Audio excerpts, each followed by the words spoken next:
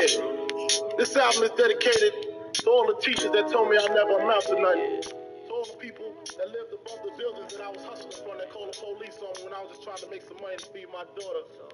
And all the niggas in the struggle, you know what I'm saying?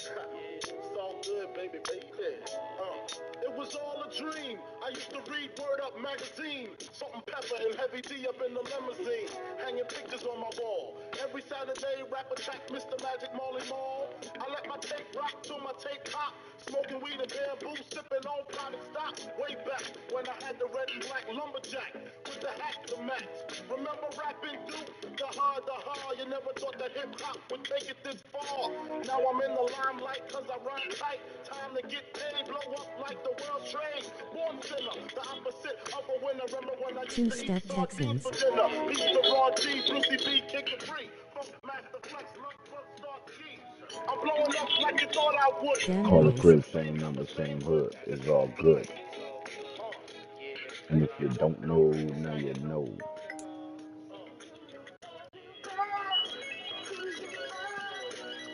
'49ers.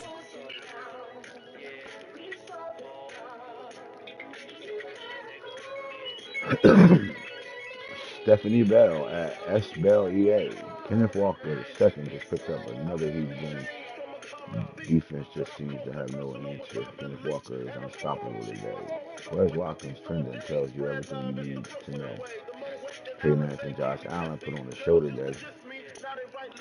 Ground attack led by Seahawks. Walker tramples the Packers. Packers fall to the Seahawks 34-16. Watkins exploded against Bills. Wentz outdoors Allen. Picks up win. Steelers. Buffalo turnovers lead to 49ers win. And for San Francisco's win. Heck of a road trip for 49ers. 49ers mounted charge. They on the 49ers ass in these stories right now. That's what's up. Kirk comes up big. Lawrence and Duggins go head to head. Colts fall to the Jaguars. Shedeur Sanders displays arm and win against the Titans. Texans beats Titans 55-7, stunning the home crowd. Finns gets gift from Pats. Pats fall to the Dolphins. Sean Tucker has a day. Turnovers prove big.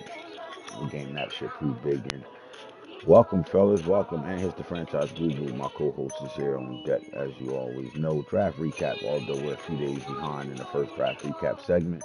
We will give you all some conversations on the players that went all over the place. You know, this is real draft, so this is a Diaper Dandy led league, and it's about the real life players that will be eventually NFL superstars in real life. We just bring them on the game way early. You know what I'm talking about? We turn Madden 23 into Madden 24 and so on. But we got to see what's going on around the league next year. Some guys had great drafts. One team that sticks out particular to me that had a hell of a draft this offseason, second draft, a real draft, was the Dallas Cowboys. I think they had an outstanding draft, getting in one of the top offensive linemen, one of the top power backs. They filled holes and needs everywhere, and I thought they got better at the receiving position as well. They did a hell of a job in attacking this year's draft, getting landing players. When you put a board together and you land, you know, a lot of the players that you had, like me, like if I'm in the four players in the draft and I land two of them, that's a win for me. I think the Cowboys kind of did that. He had his board set to what he wanted, and he landed players off his board. So when you set your war room up and you got your board and your big board and you're looking at players go off the board and you start to reevaluate yourself and reprocess what you're looking to do, and these guys that you got on your board fall in your lap, man, it's a good thing. It's a good thing. And they had the number 5 overall pick, and they moved out of the first round and backed into the pick 29 and still landed everything they were looking to land in the first place. So think about contracts and money, what they save themselves from 5 to 29. The guy they wanted at 5, they got at 29. And the guy they wanted in the second round, they got at the back end of the draft. So solid. Contracts is everything, man. When you ain't got to pay these guys a lot of bread because you picked them high, it changes some things right now, man. All right, so let's get off the music tip and let's talk. Hopefully, I got your undivided attention. Before we get into the Diaper Dandy situations, I want to talk to y'all and get into a segment. It's going to be a new segment, and depending on how this segment goes, is going to determine how I move forward with these segments, because I think they're important. It's going to be a situation where, you know, it's going to be some information revealed. For those that would like to take the information, we'll learn how to do things going forward. It's going to be very informative. But it's also going to show you the minds of the people that I got around me, and how it can help. Just think about it like this: when you're dealing with guys, man, and throughout the whole league, you build relationships through the league, and some relationships are pure, and some relationships are based on what we can do for each other. Um, but relationships are relationships, and the more you build them, the better you are. Simple as that, right? And I keep guys around me that some of you guys probably can't stand that they're around me, but they're around for a reason. And I know how to separate who's who that's around me. And, those that push me to not really having them around me are those people, those that are around, and I know you're around because you're around because you need something from me or you want something from me. I keep you around me. Simple as that. And then I got pure guys that care about the league as a whole. And those guys are the guys that make things go, right? Because it's not a one man army when it comes down to running the league the way I do. You need guys to buy in and really feel the same way you feel about the league and make sure your vision comes to fruition, right? And I think I do have some guys around me that can do things like that. We've been screaming quarter quell, and in the quarter quell, I'm on my Hunger Game thing, and I'm talking about Gladiator days. And what we're doing is we want guys to go back to figuring it out, man. Go back to the make things happen, make things work. Like I don't think people realize how much of a bailout I've been for guys. Like I bail guys out a whole lot, whether it's through packages, whether guys are paying for the bailout or guys are just getting the bailout, right? And we've been doing a whole lot of that. So now we at the stage where I'm not. You've been hearing me scream it since we started the league. Ain't no bailouts happening. You got to better do things yourself. And one of those do things yourself is managing your fucking team, right? And the problem with managing your team is if you've never been used to having to manage a team, you're going to do a whole bunch of things you never, that you continue to do before. And it's a mirage because you have successful moving that way before because I don't let you fall off. Well, now when you have to manage your team and, the things you used to do ain't working all of a sudden and you can't figure it out because you've been spoiled to not having to figure it out. So you seeing a whole bunch of chess moves being made, counter moves, things like that being made amongst division competition, amongst league competition, and you see what I'm noticing now is because of we're on some Gladiator Day shit. What you're seeing is a whole bunch of guys worrying about other guys and what they're doing, and more than what they're doing themselves.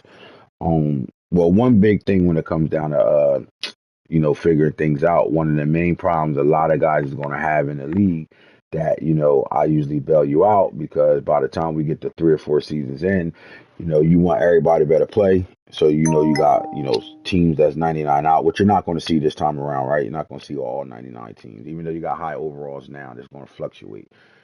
Guys that's a 96 overall roster eventually is going to still be at that 96 or drop just a little bit below that before they go up any further because they're not going to be able to maintain everybody on their roster like they have been. Why? Because I come through and fix the contracts and all that stuff. We're not doing that. So let's talk about contracts because that's the most important thing you're going to have to do in this new world of not handing shit out. You got to figure it out. Managing the contract don't just start with not signing player. Oh, I ain't signing nobody in free agency. I don't got no money. The first thing you need to do is go to your roster, figure out what your roster is, look at your contracts, figure out the money you have now, and move from that way. This is what I'm going to do in this segment. I'm going to shut it down, and I'm going to bring Snake on. And what I'm going to do is I'm going to allow him to go to a team, and as y'all follow me, we'll go through teams. And let's just go to manage, and let's go to team salaries, and let's go look Salaries, at man. I think look gonna at do cap something like space. that, man. Yeah, while you looking at the cap space, man, maybe I got you. I see what you're talking about now. So all right, while we go through and look at some of the teams' cap space, maybe if there's a team out there who really needs help understand, who you don't have a lot of cap space right now, or you don't understand managing your cap space. If there's any teams out there, put your team name in there for a chance for us to pick your team to actually break down your roster, your cap space. I'm gonna give you a And choice, Snake, between the Bills, Dolphins, or okay, the Browns. They both got they don't got no cap space. So I want you to take the one of those Bills three talk. teams. We'll The let them Bills. pick. We'll let the viewers pick. All right, I got to Bills, go through Dolphins, them. or Browns? Like this. All right, so This the how we see who Eagles are low on participating. cap space. Help us. Eagles, any team that's all right, they're fine. Niners 10.6. If you see a team that you want me to stop at that got low cap space or negative cap space, I want to show Browns. you. All right, so far we got the Browns, 41 million, Dolphins on the right 30 road million. Dolphins now. on the right road now. Yeah, you can still pull them. Houston got 19.6. I mean, the Packers only got 11.6. You got the Patriots with 67. They in a good spot. Raiders in a good Shit. spot. Rams in a good spot. Ravens in a good spot. Cap space, the Saints in a good spot. 26 for right now. All right, the Seahawks only got 7.96 million. They can be talked about. Steelers in a good spot. Texans in a great spot. Titans in a great spot. Shep, Vikings only got 13 million. Bears in a good spot. Bengals got 12.1 million. Bills got 1.54 million. I want you to do the I I want you see to do the somebody say Bills. the Browns. Just Do the do the Browns. Browns and All right, the do the Browns Browns. are negative cap The Browns space. got negative So we go through look at the 9.18. Browns. All right. So like All right, Snake, as you break this thing down, I'll move I'm accordingly gonna to the tell players you need me to it, move you to. can bring it to your screen. All Okay. right. So like first of all, like you say, go to the team salary screen. If I'm going to the Browns, one thing I'm gonna do, I'm gonna go to the team salary screen. We're gonna Mm, check the cap space. And I want to check years remaining. You can sort your rosters by years remaining to okay, see I'm who's doing that going to be right coming now. up on contract this year. So we can Uh, sort that, go to remaining, and look at everybody who's going to be coming up for contract this year. so it look like the biggest guys are so far are Nick Chubb, JOK the linebacker, and Amari Cooper. Right now are all with 1 year remaining on their contract. You look at guys that matter right now. 93 overall, 98 overall, 99 overall. So let's start there with the guys that you know you're going to have to sign coming up. Elijah Moore. Is that his mark? Is it? Orlando DeVoe is my player. He need to be signed back to a contract. He shouldn't So even be in that situation. I'm gonna do that right we're now. going to deal with that. I'll deal with that Like right if now. anybody that got my players, you all should have gotten a 4-year contract on your my players, and your my Snake, do players I should give be him in a the four second year year. now or give him a 3 year contract right now? Three, right? Because he should be in the You can second go to year. edit. Yeah, you can give him a 3 year, or you can give him the 4 year and just put him in the second year of that All three right, let's year. do that. 4 year, second. There you go. All right, now that saved it. So now look, that alone took him from a negative cap space to 7.2 million. Just that Film right now. there is getting that guy signed. So like, see, he got He a went lot of from extra negative stuff that's 19. gonna come He off. went from negative 19 Negative to 9.8. 7.2 million Yeah. off of us giving his my player contract. All right, so the years remaining guy, Nick Chubb at 28 years old, JOK the linebacker at 24 years old. I would say he would be more of a concern right now at age wise, 24, than Amari Cooper and Nick Chubb. So Snake, how do this guy put himself in a situation where he can get his situation managed the right way where he can get his cap space situated. Now remember, you guys also have package situations where you can buy $10 million for $20, right? Up to 60 million. So you only can get up to 60 million per year. All right. So like if you bought 60 million right now, you wouldn't better buy it until next season again, right? And then you only get to do that 3 times. So let's act like he ain't spending no money. He want to just do it on a self-made situation and not better buy the cap space. He want to better get his shit situated. So he got 7.2 in cap space right now. Snake 8.52 in rookie reserves. Can you explain that to guys? What's the rookie reserve? All right, the rookie reserve is in the upcoming draft. Once you draft a player, you have to pay. You have to pay those rookies. So that is the amount that's set aside for your draft picks that's going to go against your cap. So you have to have that amount clear. Whatever draft picks, it automatically going to hold that amount for your draft picks that you have. Right. You pay that because you got to pay So, that bonus money right away. so for the guys that think that don't count against their cap, they're wrong, right? That absolutely counts against the Right. cap. It's just money set That, aside for rookies only. Y'all spilling yeah, secrets and so absolutely count much. against the cap. So like Like you start looking at the big player, the big guy, bigger name players over here that come up for contract. Who say Nick Chubb? So I would go through rosters. You can start at the quarterback position just for show. Okay, I'm on Kellen And Mond and Deshaun Watson. Deshaun so Watson we is know locked into what. that major contract already, where he's 230 guaranteed. So you look at his bonuses. He's going to make, because his contract is guaranteed 24, 25, 26. He's guaranteed to make 55 million on that cap. That's why guys that got franchise tags on quarterbacks, you're paying guaranteed money right away. So right now the cap for franchising a quarterback is $42 million cap. I mean $42 million hit. So Deshaun Watson is already making 55 million in 24. He'll be making 55 and 25, 55 and 26, and so on. I think his contract still stays at 55 million even at 27 because it's fully guaranteed. All right, his contract ends at 27. So for the next 3 years, next 2 years, 25 and 26, Deshaun Watson is on record of taking away 55 million from the Browns cap space right now. So Browns cap space automatically. what happens if they was to cut him and say they don't want to pay that money no more? They just cut him. What would happen to them? If you go to cut them on your screen, go to the button, go to them and cut them and push X one time. Don't push it twice. It's going to ask you if you're sure. It's going to They show not you you gonna can let me cut him. show it. They not gonna let me do it. But what would be Take the the restrictions off. Take the restrictions off just for purposes so you can show no? right But quick. because he's not my player, I can't release him. So it's not gonna Oh, show. Yeah, okay. you know what Right, I'm saying. right, So right, they right, gonna right. show Okay, that. okay.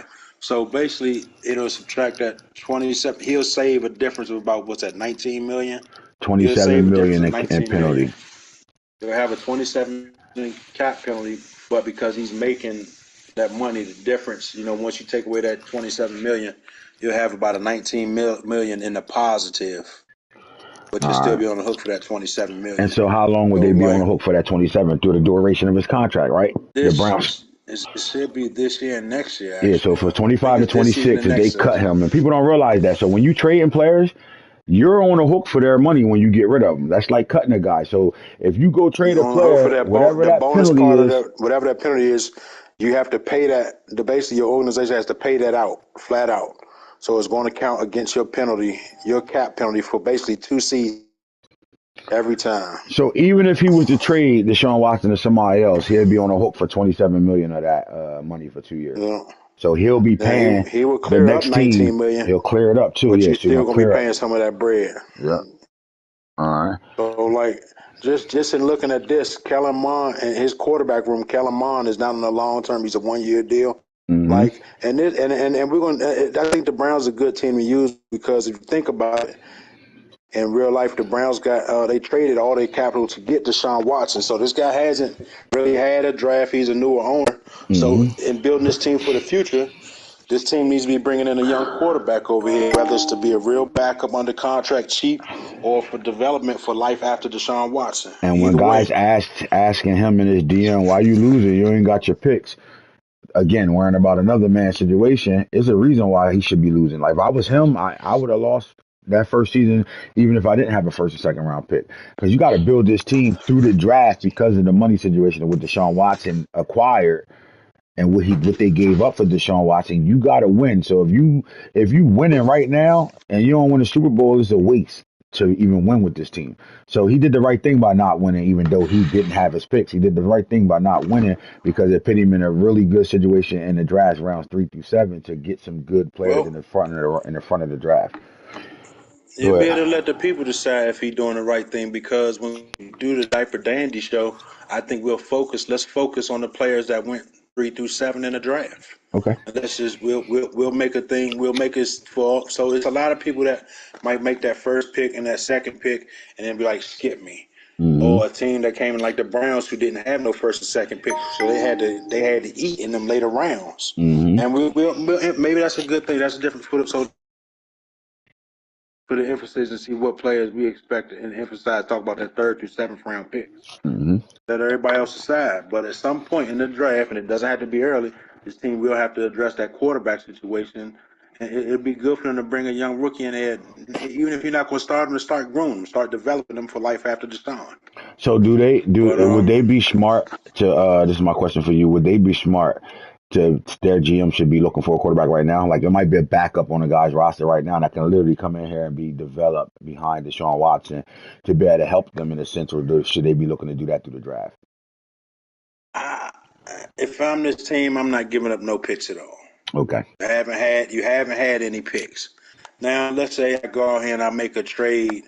If I was if I was trading a piece that I had, I got a couple of veterans go to let's go talk about the running back room, and I'll do 2-for-1 thing right here. We're talking about running back room. We seen Mm-hmm. Nick Chubb was up for contract. He's 28. Why not trade Nick Chubb? You have a Deuce Vaughn down here. Now, when you trade Nick Chubb, he's $4 million penalty, $12 million savings. But So you only hitting that penalty is only hitting for the right now because he's done. His for this contract is shit, up after he'll be done. after this year. He's So in the contract year. hmm At 30 years old, he's gonna go down to superstar. You have a Deuce Vaughn right here.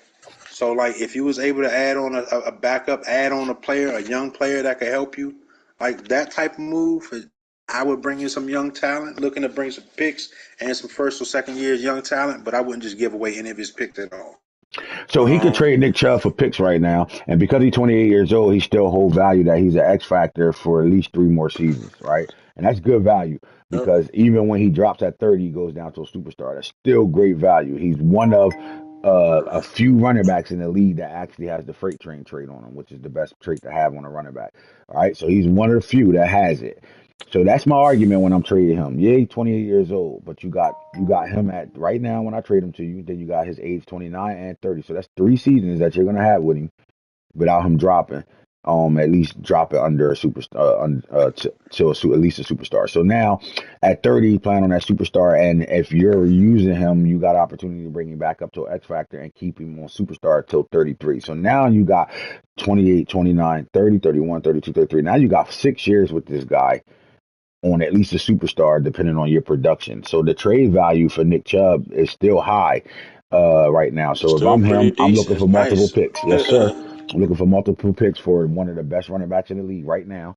And there's guys out there that will come take that on in a heartbeat. Guys know ability. The league is ability based. Since that you got the guys with the right ability, you got a chance for success. Simple as that. So I'm And taking me that and moving on personally, from him. I might not even, I wouldn't, I might not even need a first. Man, get like a second, third, or fourth, or maybe a third next year, and then something like multiple picks for them. Like we watching people build their teams through the draft through later picks, but we're gonna see it. Don't worry about it. But But see, the guys got to like, understand this: value of players, value of positions mean everything. You're not getting a first round pick for Nick Chubb. I'm not approving that at all. Now you can get a swap first round pick for Nick Chubb, but to get a first for Nick Chubb, you got to start with thinking about a swap first, one, or you're gonna be sending picks back to be able to get that. For example, the running back that Snake traded to the Two Rams and wasn't four. worth a second round pick, but because he sent the third with that running back, it made that second round pick of value now, right? Positions: offensive line, defensive line, and quarterbacks on X Factor are high value targets. You can't even come asking for a trade with a guy with a defensive lineman, especially an edge rusher that's a 90 or above, without giving up multiple picks or big time players in that trade. Any tackles that's in threshold, and what we mean by threshold, 85 or above, and they can get edge threat on them and things. I mean, edge protector and things like that on them. they get You're both coming their up with multiple abilities box picks. open, Yeah, you're coming both up their with multiple abilities picks. boxes open. Any quarterback on X Factor can demand a high situation. Like you could absolutely come from the back of the draft to the front of the draft with a swap first on an X Factor quarterback, right? But you're not sending a receiver on Superstar and think you're getting a first one because he's a superstar. It's not happening at all. The value ain't the same because it's a million receivers that come out of the drafts that are like that already. So defensive lines, particularly D tackle and He edge saved rushers, 19 by getting rid of and Watson. quarterbacks on X Factor, Only 5 and RB then available offensive for linemen on freight train superstars. will That's end in threshold are going to February for the demand same year. a whole bunch of Chubb. trade capital. So when you're making your trades and thinking about these trades, know what you hold. When guys come get your players and they want some of your players, is a reason why they want them. Understand your value in those players. Simple as that, right? Because you could be giving away some guys got multiple players on superstar already at certain positions and think they could trade one because they got you're stupid for trading that person, especially if that guy's not you're not going to see a lot of uh Joey Bosa's running around this league. You're not going to see that. So if you got a guy that's damn near that already and you trade him, you better be asking for the house. Like the person that won him better be willing to give you the house for that player. So understand that Go when we back to doing Game of trades. Thrones. Just talking about that, look at the trade. Look at what I gave up for Bosa, man. Two For Nick first, 2 seconds, for Nick and Bosa. players. I was Look in what Game of Thrones, even with the I thresholds. mean, Like, right now, look what I gave up for James Williams. yeah, that's crazy. The Falcons are 2-0 right now, and they got the built starters in depth and got multiple picks for a player that was in the top 10 that hasn't played one down of Mm-mm. football. So when y'all come in with these trades, come That correct. being said, yep, because when the cat get out the bag, if they get denied, man, like, man, just gotta be fair value, man, and people gotta had to learn that the hard way. But HMN, some guys already got over. some guys definitely already got over. Some guys definitely got over already. Yeah, he So, saved 19 million. Ritter Watson, only 5 running backs available for freight train right now, though. 2 and First 4 for a tackle for rolling on the Chubb. floor I was saying laughing. like a 2, 3, and 4 for Chubb, but a 2 and 4, depending on the picks, I would think might get close to approval. It's in the conversation just because Chubb is in a contract year as well. So it's a yeah, lot of because of things the that go into contract that year, I trade. would take It's away from the two. Like I would want a 2 and a 2 for him for me to even think about proving that. But because he's in a contract year, I would still say he still holds value. And then you're playing a what if game but because you have can to add keep some him up to players to yeah, that too. yep, yep. Bro. All All right, right, so so so Snake, how do these guys get themselves in a situation where they can play in free agency during the off season and things like that? Right now, they can't even do in that anything. move. Like I say, even in that move, while we in this running back room, you do have a couple of other running backs that's just I don't know that they're probably just one. They shouldn't even be on your roster. And Hmm. Rico and Price, they're saving some cheap money. Look like Demetric Felton will save him some money as well. But if he comes off the contracts off the books at the end of the year, regardless, yep, he's in the contract year, so I'm not resigning him. I'm not Yep. resigning Felton. But I do like Deuce Vaughn. It's time to start getting Deuce Vaughn involved in the offense this year. Yeah, you got to get him in Let's see if development he can get stage right anything now. else. Barbecue sauce sheesh. So like the thing is this, bro. Like really think about it. Like Deuce Vaughn, he was a special running back in the first year's draft, and you're dealing with a guy. I'm looking at him 84 break tackle, 84 truck, 84 stiff arm. I'm in development stage right away, and the reason why I'm playing it, and the whole thing is this: you missing on your mentorships already. Like, and if you did get a mentorship, because I'm quite sure Nick Chubb mentored Deuce Vaughn already, but if you probably didn't pick the right shit, and that's for you to figure out. But I'm developing him right now. Like he's getting a lot of carries.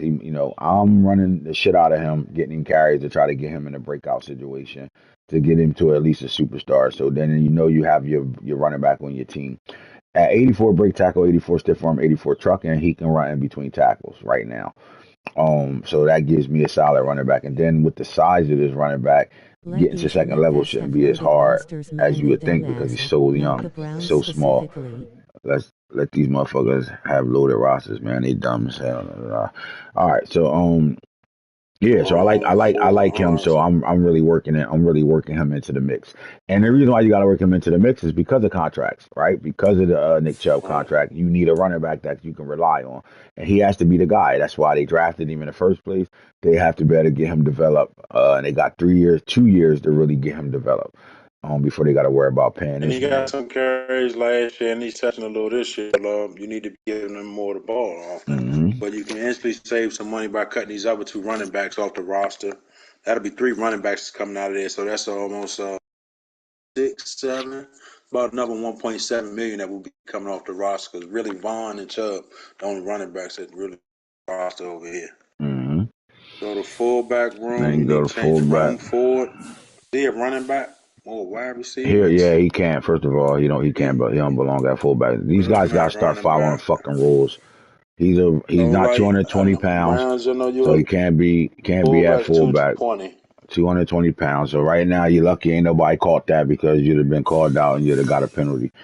Uh, period for that. All right, so now we look at the receiver room. You got Amari Cooper, who's coming up on contract right now. Amari I will didn't do cost you that. 3.78 million. At, It'll save you like 17.5 million, but right. I mean, you're not probably no one's probably going to trade for Amari It was Cooper. This already is like last year of that. his contract. So, okay, Blaze, I appreciate it. We know you knew her. All right, I got you. He said he didn't do that. He was already like that. So, Blaze, I just make sure Mike send Blaze the rules. If he rules, just double check so you don't get caught up because people will call you out on stuff. So, I'm glad you watching, Blaze. So, if you got any questions while we doing, you can drop them in there. All right, so Amari Cooper was another one of those veteran Me players that was up for personally, contract here. I'm happy he on contract here and that he's 30 years old. If I was Yeah. him, I would have already asked one of the commissioners to drop his signing Yes, bonus so I can cut him. Simple as that, right? That's what I would get rid Actually, of I Amari wouldn't. Cooper. I would, but Nope, go I ahead. I'm listening wouldn't. to you. I would keep Amari And if Cooper you ever there got one this outside, year, hit me, right now. Blaze. Just for Hmm. the simple fact, he's on the veteran. You got a veteran in the room. Falcons. Look, you got Jordan Addison, you got Elijah Moore's in contract, you got David Dale, No you got doubt. Jakeem Grant. I would keep Cooper and let him walk this year. Let him You walk still at the got end of the year. Schwartz down here. And Hmm. then that way you're gonna free up 20 million at the end of the year. So that gets you him alone to get you out out your cap room struggles. He frees up damn near 20 million, come off your books. And you got a veteran in there right now. You got a So decision to make off your Elijah advice would Moore right say now. keep Amari Cooper so he can mentor Addison and Moore and Bell and Schwartz, and at the end of the year you save 20 million because so now that 7.2 that we just turned into about 9 million already without even thinking about Amari Cooper. At the end of the year when Amari Cooper is released from this team, that's another 20 million. So now you're sitting on 30 million right now. Now you can play a little bit, Well, right? You got yourself some breathing it room, freed up his money this year. It don't necessarily mean money for next year because he's not counting on the books for next year. right? You understand what I'm saying? Right. So, but for right now, off this here right now, Yep, you exactly. know what I Back mean? at the I cut him beginning. at the end. You know what I mean? You're not taking an unnecessarily 3 or 4 million cap penalty that you don't really need right now. Right But let now. him go. He go bye bye. Let him walk on the Nah, but sunset, Snake, what and you I got was a saying veteran was over there. because he's Catherine, 30 black and years white. old, if he say I don't want Amari Cooper no more, we got to drop his signing bonus so he don't take a penalty at all. So he can Oh, cut him and well, not because take a penalty. we dropped him He's a 30 to year old. star. Yes, So you're right. You're right. I would have messaged back in and hit a commission. Hey, commission, I dropped my 30-year-old. I'm gonna drop him. I'm gonna get I him off could my roster understand right that. now to save myself 20 million, and now you're looking at 30 million right now while you're playing the game right now. But he You'll be sitting on probably, 30 million but the reason he didn't do that is because he's keeping him on the roster, so he because has you a need veteran him. membership. So that's Yep, you need him. Yep, leadership over there. So that's a decision to I'm make. cool with that. Okay. Cool with that. Keep him and let him walk. In his wide receiver room, Chubb is the definitely one you got would be speed. trading. I think in his wide receiver room, being this the first year of your off season, I definitely would be looking to bring in a different kind of type of receiver over here. Hmm. Because you have a lot of smaller and speed. You got some speed over here. You also got to Still worry got about Elijah value. Moore. He's up for contract this year. Hmm. Um, let's see, is Elijah Moore a player that's been getting you some bump over here? I mean, he got 7 catches, 145, 2 touchdowns this I'm year. not getting. 0 catches last invested. year. I'm invested in him, even though this wasn't my decision. Like this was a thing that was made in real life. So you got him on your team. You got to give up a big time pick for him. But me personally, I'm invested in Elijah Moore. Snake. I think he is absolutely a part of my offense. Cooper is there just to be a veteran guy and a safe player to throw to. It's But the bread Addison he's and asking Moore, for. right?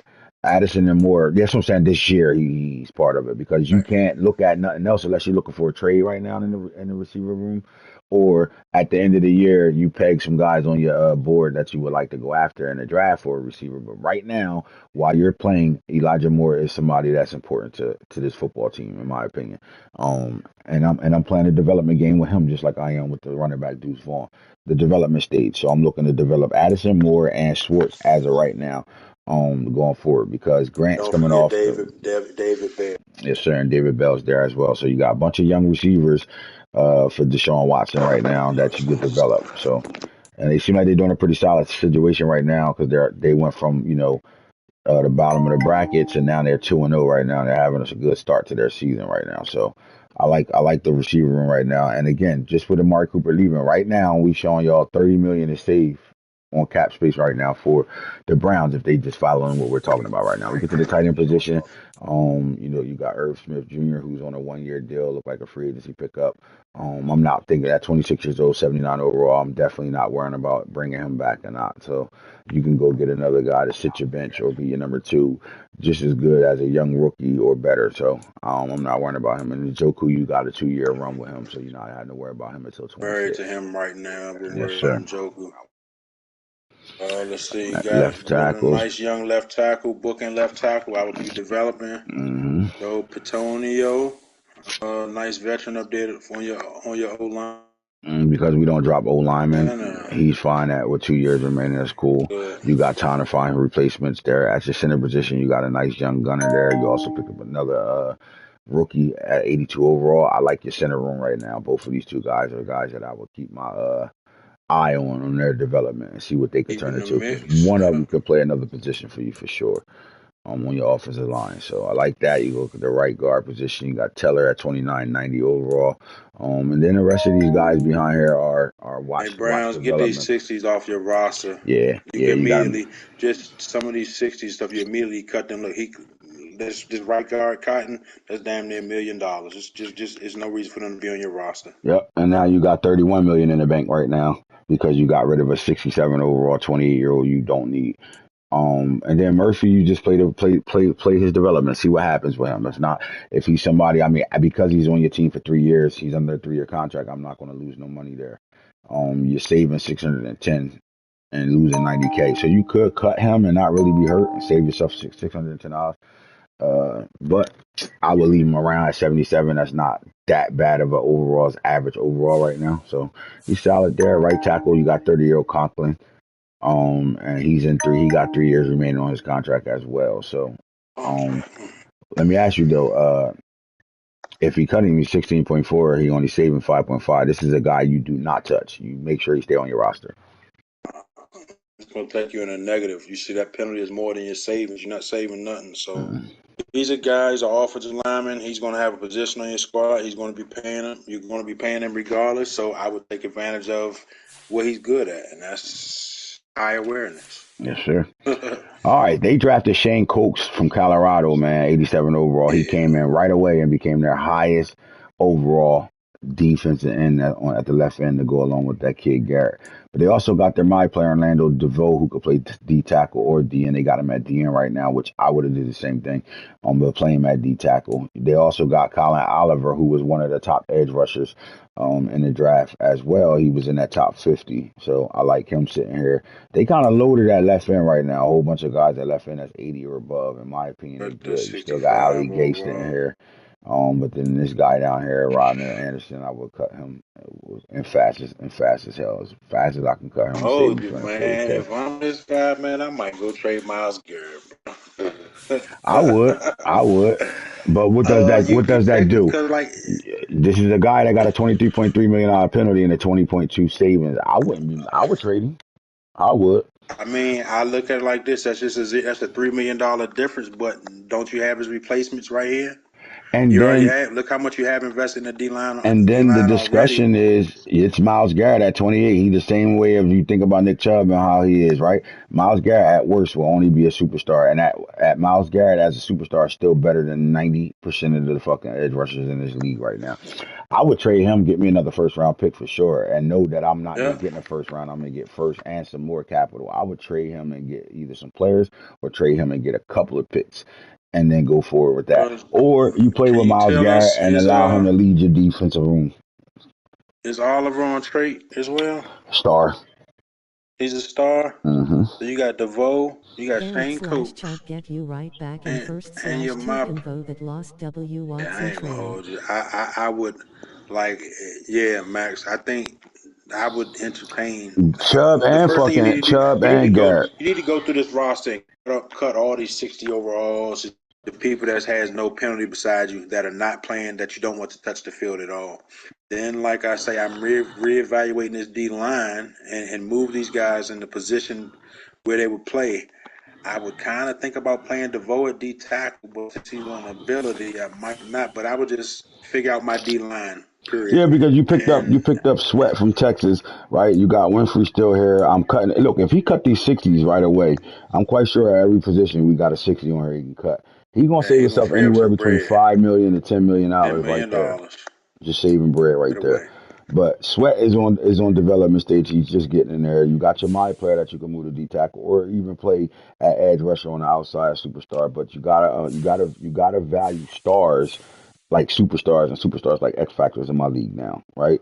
And Shane Coates is a star, and so is Oliver. So these two guys will be fine on the edge with DeVoe still playing in the middle with Sweat. I would get rid of Miles Garrett. I would get rid of Miles Garrett, and I would get rid of Nick Chubb. And And then Chubb, I'm planning this year's draft where I'm have 2 first-round picks, 2 second-round picks, two and possibly seconds, 2 third-round picks. At least thirds. 2 thirds and four. So you could end up with those I two am. players I'm trading and having get you two a two round picks first, in two every seconds, two round. third, two fourths right now, and tear the fucking Like, draft up. And tear the draft up. That's what I would do. But then you ask yourself, he's enough 2 for and 0 nothing, right and now. then He's winning. re-signing. But then ask yourself, Snake, at 2 and 0, do you want to get rid of those two type of power players? Because you know they playing a role in his 2 and 0 right now. I'm quite sure Miles Garrett is a pain in the ass right now because he was a pain in the ass last year when he Well, wasn't even really playing. even if I don't get rid of Miles Garrett, I'm as reluctant as I am to say it. I'm getting rid of Nick Chubb. Yeah, Nick Chubb got to go for sure. If I still decide if I'm not because I'm not resigning him, and if I still decide I need a veteran running back, I'm sure. Let's say I go get a second, third, and fourth for Nick Chubb at the worst. Or 2 seconds. Let's say I get 2 seconds and a fourth for Nick Chubb. Second this year, second next year, and the fourth. That's pretty fair value, something like that. You think? Second this year, I would next, do and the two fourth, right? twos at 28 years old. I would do two twos right now. I don't know if I would do two twos in the fourth, It a two in the depends. It fourth in the same depends how place. high those twos are. It Yeah, depends yep. whose picks they are. So Hmm. let's just say two twos and a four, because technically you can have 4 or 5 years with Nick Chubb. Right, Period. right, right. Right. All right. So can't that fourth go get you a solid, a good, not a Nick Chubb, but can't that fourth round get you a good In the fourth round, picking 1-2 running punch backs running back? in our league, he got an opportunity for a star or superstar running back in the fourth round. Yes, yes. If he hit, let's just say he Even lucky if he enough to didn't want hit. to wait, let's say he went out there and traded for one. Couldn't he get something nice with that fourth round pick to Hmm. come complement his other running back? Still Hmm. had him 2 seconds and still be able to compete where he is now, Hmm. and then and keep Garrett. So Hmm. I mean, you got options. Um, And that still sums up sitting this on deal. 30, and Yeah, still sitting on about 30 to 40 million right now in that cap space. yeah. Because like you go cut all them 60s, that's gonna save you between 7 to 10 million. Yeah. Get Chubb off. Like you got some players to get off, and then Cooper's gonna come off late at the end of the year.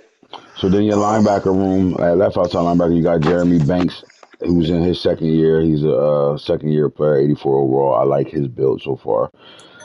And you're looking at Alton Robinson, cut him. Robinson. I would cut Another him. million. Yep, there's another million save right there. He's And not then touching the field with 83, now, 86 year old. here's the big thing. At 24 years old, JOK at the middle linebacker. Now that you did all that and got some cap space capital and all that, I'm signing him.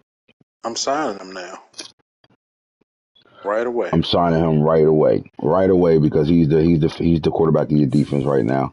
And then outside linebacker, you playing with Tony Fields. You got young Antonio Doyle from Jackson State. You know he's a Might dog. even move Antonio Doyle to defensive end. Hmm. Hmm. I'm moving Doyle to defensive end, and then you cutting that over 60 Calhoun, which Because in Doyle is a three retrospect is four. going He's to a 3-4 linebacker, right? He's the outside three linebacker in four a 3-4, linebacker. 1 but he's the hand in the minute dirt player 28 score. with he's a hand in the dirt player in a 4-4-3 system or a 4-4 system. So Doyle could go to defensive end with no problem. Now you could play your my player at D tackle for sure, and now you bring over another guy to give you some depth at the defensive end. That's if you You trade got a good rotation if you trade Miles of the Garrett. trade Miles Garrett. And in that cornerback room, we got Denzel Ward at 27 leads this room. Emerson, another dog with 2 years remaining. Newsom with 2 years remaining.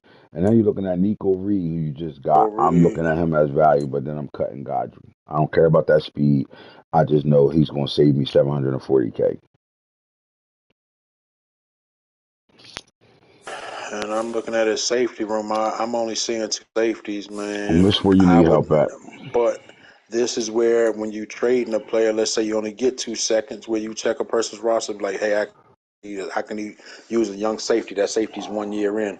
He might only be a 78 or 81 overall, but he's on star. He can come in and start for you. This is Mm-hmm. where the GM game comes in. Mm-hmm.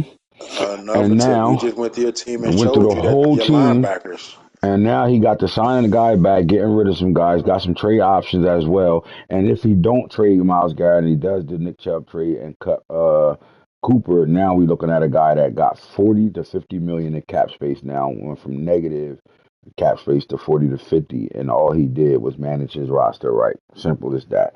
This And gain capital, extra capital for the draft to actually build his team. I know this user. I don't know this user. I haven't talked to him really or nothing, but I'm gonna talk. I know this owner wants to get in the draft this year. He ain't have hmm no draft picks because the hmm Browns traded all their draft picks. So hmm just think about it. Like most people in here, y'all in the draft day one, boom, boom, this, that, and the fourth. Or Ray, 49ers, bow. How hard was that first draft for you, Ray? I know you be watching. How hard was it?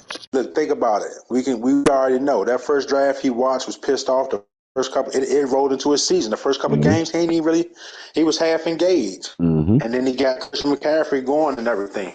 Like owners like the 49ers And, and Brown owners, and they want all the picks they can get. you keep hearing us say the 49ers is the playoff team right now. And if you just fucking look at your roster and respect it, and he stopped folding and he started to step in front of it. And what did he do? Go right to the playoffs and got a big time playoff win in his first season with that team. And it's that simple. But that's how you manage a team. That's where you go. And I think this is going to be one of our segments that we're going to have on here, because what you get is you get a whole bunch of guys looking at other rosters, how the fuck they got this much money and all that. They cheating, especially their commissioner tag and all that, when there's really only two commissioners in the league that have a tag during the regular season.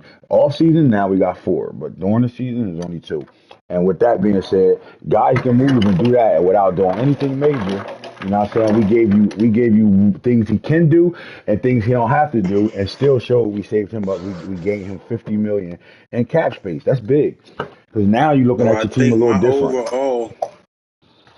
my overall personal assessment to for the Browns would be is I'm making those cuts, getting them people out of there that I don't want to touch the field at all. hmm I'm entertaining offers for For Nick Chubb and Miles Nick Garrett. Chubb. I'm I'm even entertaining offers for Myles Garrett. It don't mean I hmm have to accept them. And in these trades, I'm looking for depth in linebackers and my safeties and linebackers, and I'm looking for draft picks. And the only thing you gotta ask yourself is, Miles Garrett is a dominant defensive edge rusher that can really change games. You saw with how vital Bosa was to the Chargers throughout his Super Bowl run. You see what happened when guys got guys that are like a Miles Garrett. So you ask yourself, I'm trying to win right now. Is Miles Garrett going to be a reason I win 3 or 4 more games, or can I win these games and still be a playoff, get to the playoffs with a Miles Garrett not on my roster? And you ask yourself, if the answer is yes, then you go ahead and make the move. If it's no, you let Miles Garrett be a dominant player for you for right now, because you can still trade a Miles Garrett later on. The value go down some the older you get, but you can still trade him. And so you have to ask you his value will go down definitely some, but you can still get you something. So is he that piece? And I don't give up. We're gonna give out one more tip, man, over here. Just for all you guys that still learning on the contracts. You on what screen you on? Ant? You in front I'm of the still game? on the Broncos. Yep. All I mean on the right, Browns. I'm sorry. go to the Browns. Go to re-sign. Go to just go show them contracts. Go to who the first one come up here? Grant Delpit came up for me. Go to the Um, Grant Delpit is it going contract. to allow me to go to his team? No, I got to go to salary. My bad. I went Yeah, to go to resign. salaries. Okay, go to salaries. And then I just sorted it by remaining years. Mm-hmm. There's 5, and it shows Grant Delpit. So All right. whenever Grant Delpit got his contract, Do it all by right, you just years, scroll remaining over. years. Yeah, and What do you I'm want me to on do? Grant Delpit's. All right. So I'm on Grant all right. I see Delpit's, what you and we're did. gonna I see go what you over. did. We're gonna go over. I want to show each year. So Grant Delpit got a 75 million contract, 30 million bonus. Mm-hmm. It's Savings showing his seven point savings. three It's seven million. Penalty 7.3 30 million. million. 30 million penalty. Now, if you go, it's showing 24, 25, 26, Mm-hmm. 27. So Mm-hmm. people need to understand, just like in real life, these contracts go up. When you sign somebody, give them a new contract, these contracts go up. So this year he's making 13.4. Next year is 14.1. The following year is 15. The next year is 16. Hmm. Depending on how them contracts go, like them contracts. And if he plays his whole contract out at 2028, he'll be making 17 million for 2028. That money is guaranteed. This is the money that really comes off your books.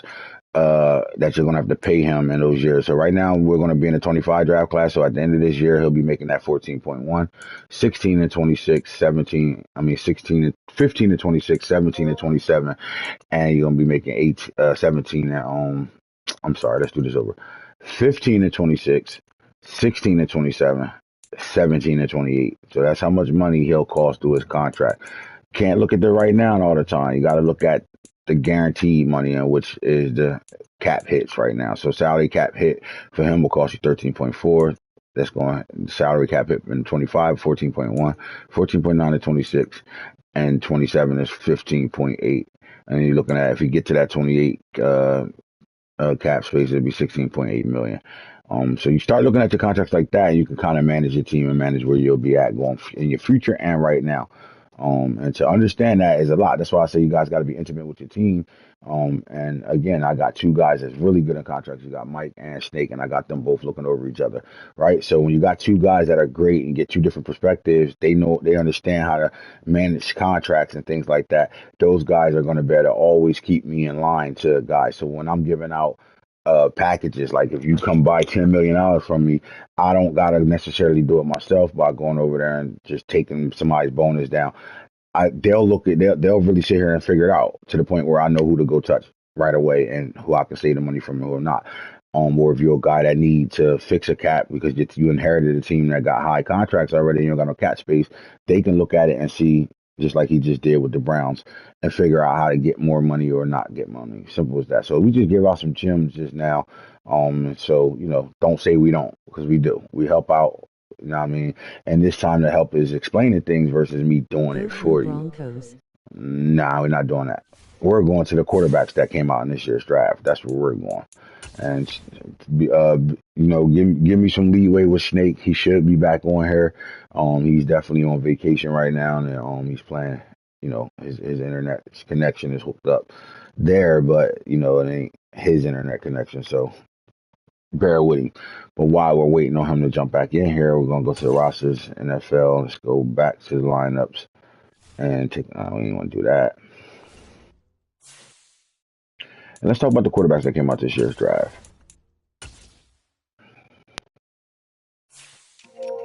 There we go. All right, so we went to the QB position by age sort out right now, and we're going to talk about some things.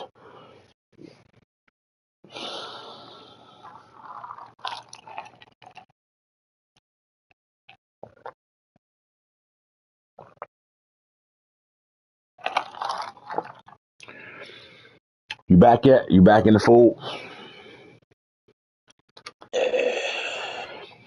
All right, Snake. So this quarterback class, what would you say about this quarterback class? This was a really good quarterback class, and I think it was better than last year's quarterback class. Would you say yes or no to that? Are we in agreement, or are we debating that? I don't think it's no question, hands down. All right, so Without thinking twice about it, it's definitely better talent wise. yeah, it was a deeper quarterback class for sure. Although the Bryce Young class was good, this class was deeper. We're going to start at 20 years old, and I'll talk about the That being quarterbacks. said, Bryce Young did us saying Bryce Young in the AFC Championship game. We definitely seen some good gems, some good talent from that from the quarterback. We even seen some quarterback play above their expectations, and we seen some play below expectations. But that's a different story. Hmm. Actually, it's not a different story. It's all in the same conversation because you got guys that went high, guys that came up and got players, and see what this is going to do is going to separate those from those. And what I mean by that is you got guys that lose games, whether they losing them on purpose or they not losing them. You got some guys losing on purpose that's going to lose regardless. You got some guys that are losing that can win. But when you get down there in the top picks and you looking for a quarterback, it's going to determine our favorite conversation, our favorite phrase: graveyard player or dandy, right? And that's what you're going to see throughout the draft. So when you go back to our first draft class and you look at some of these quarterbacks that came out, I will say this: we had 9 of them that went in the first round.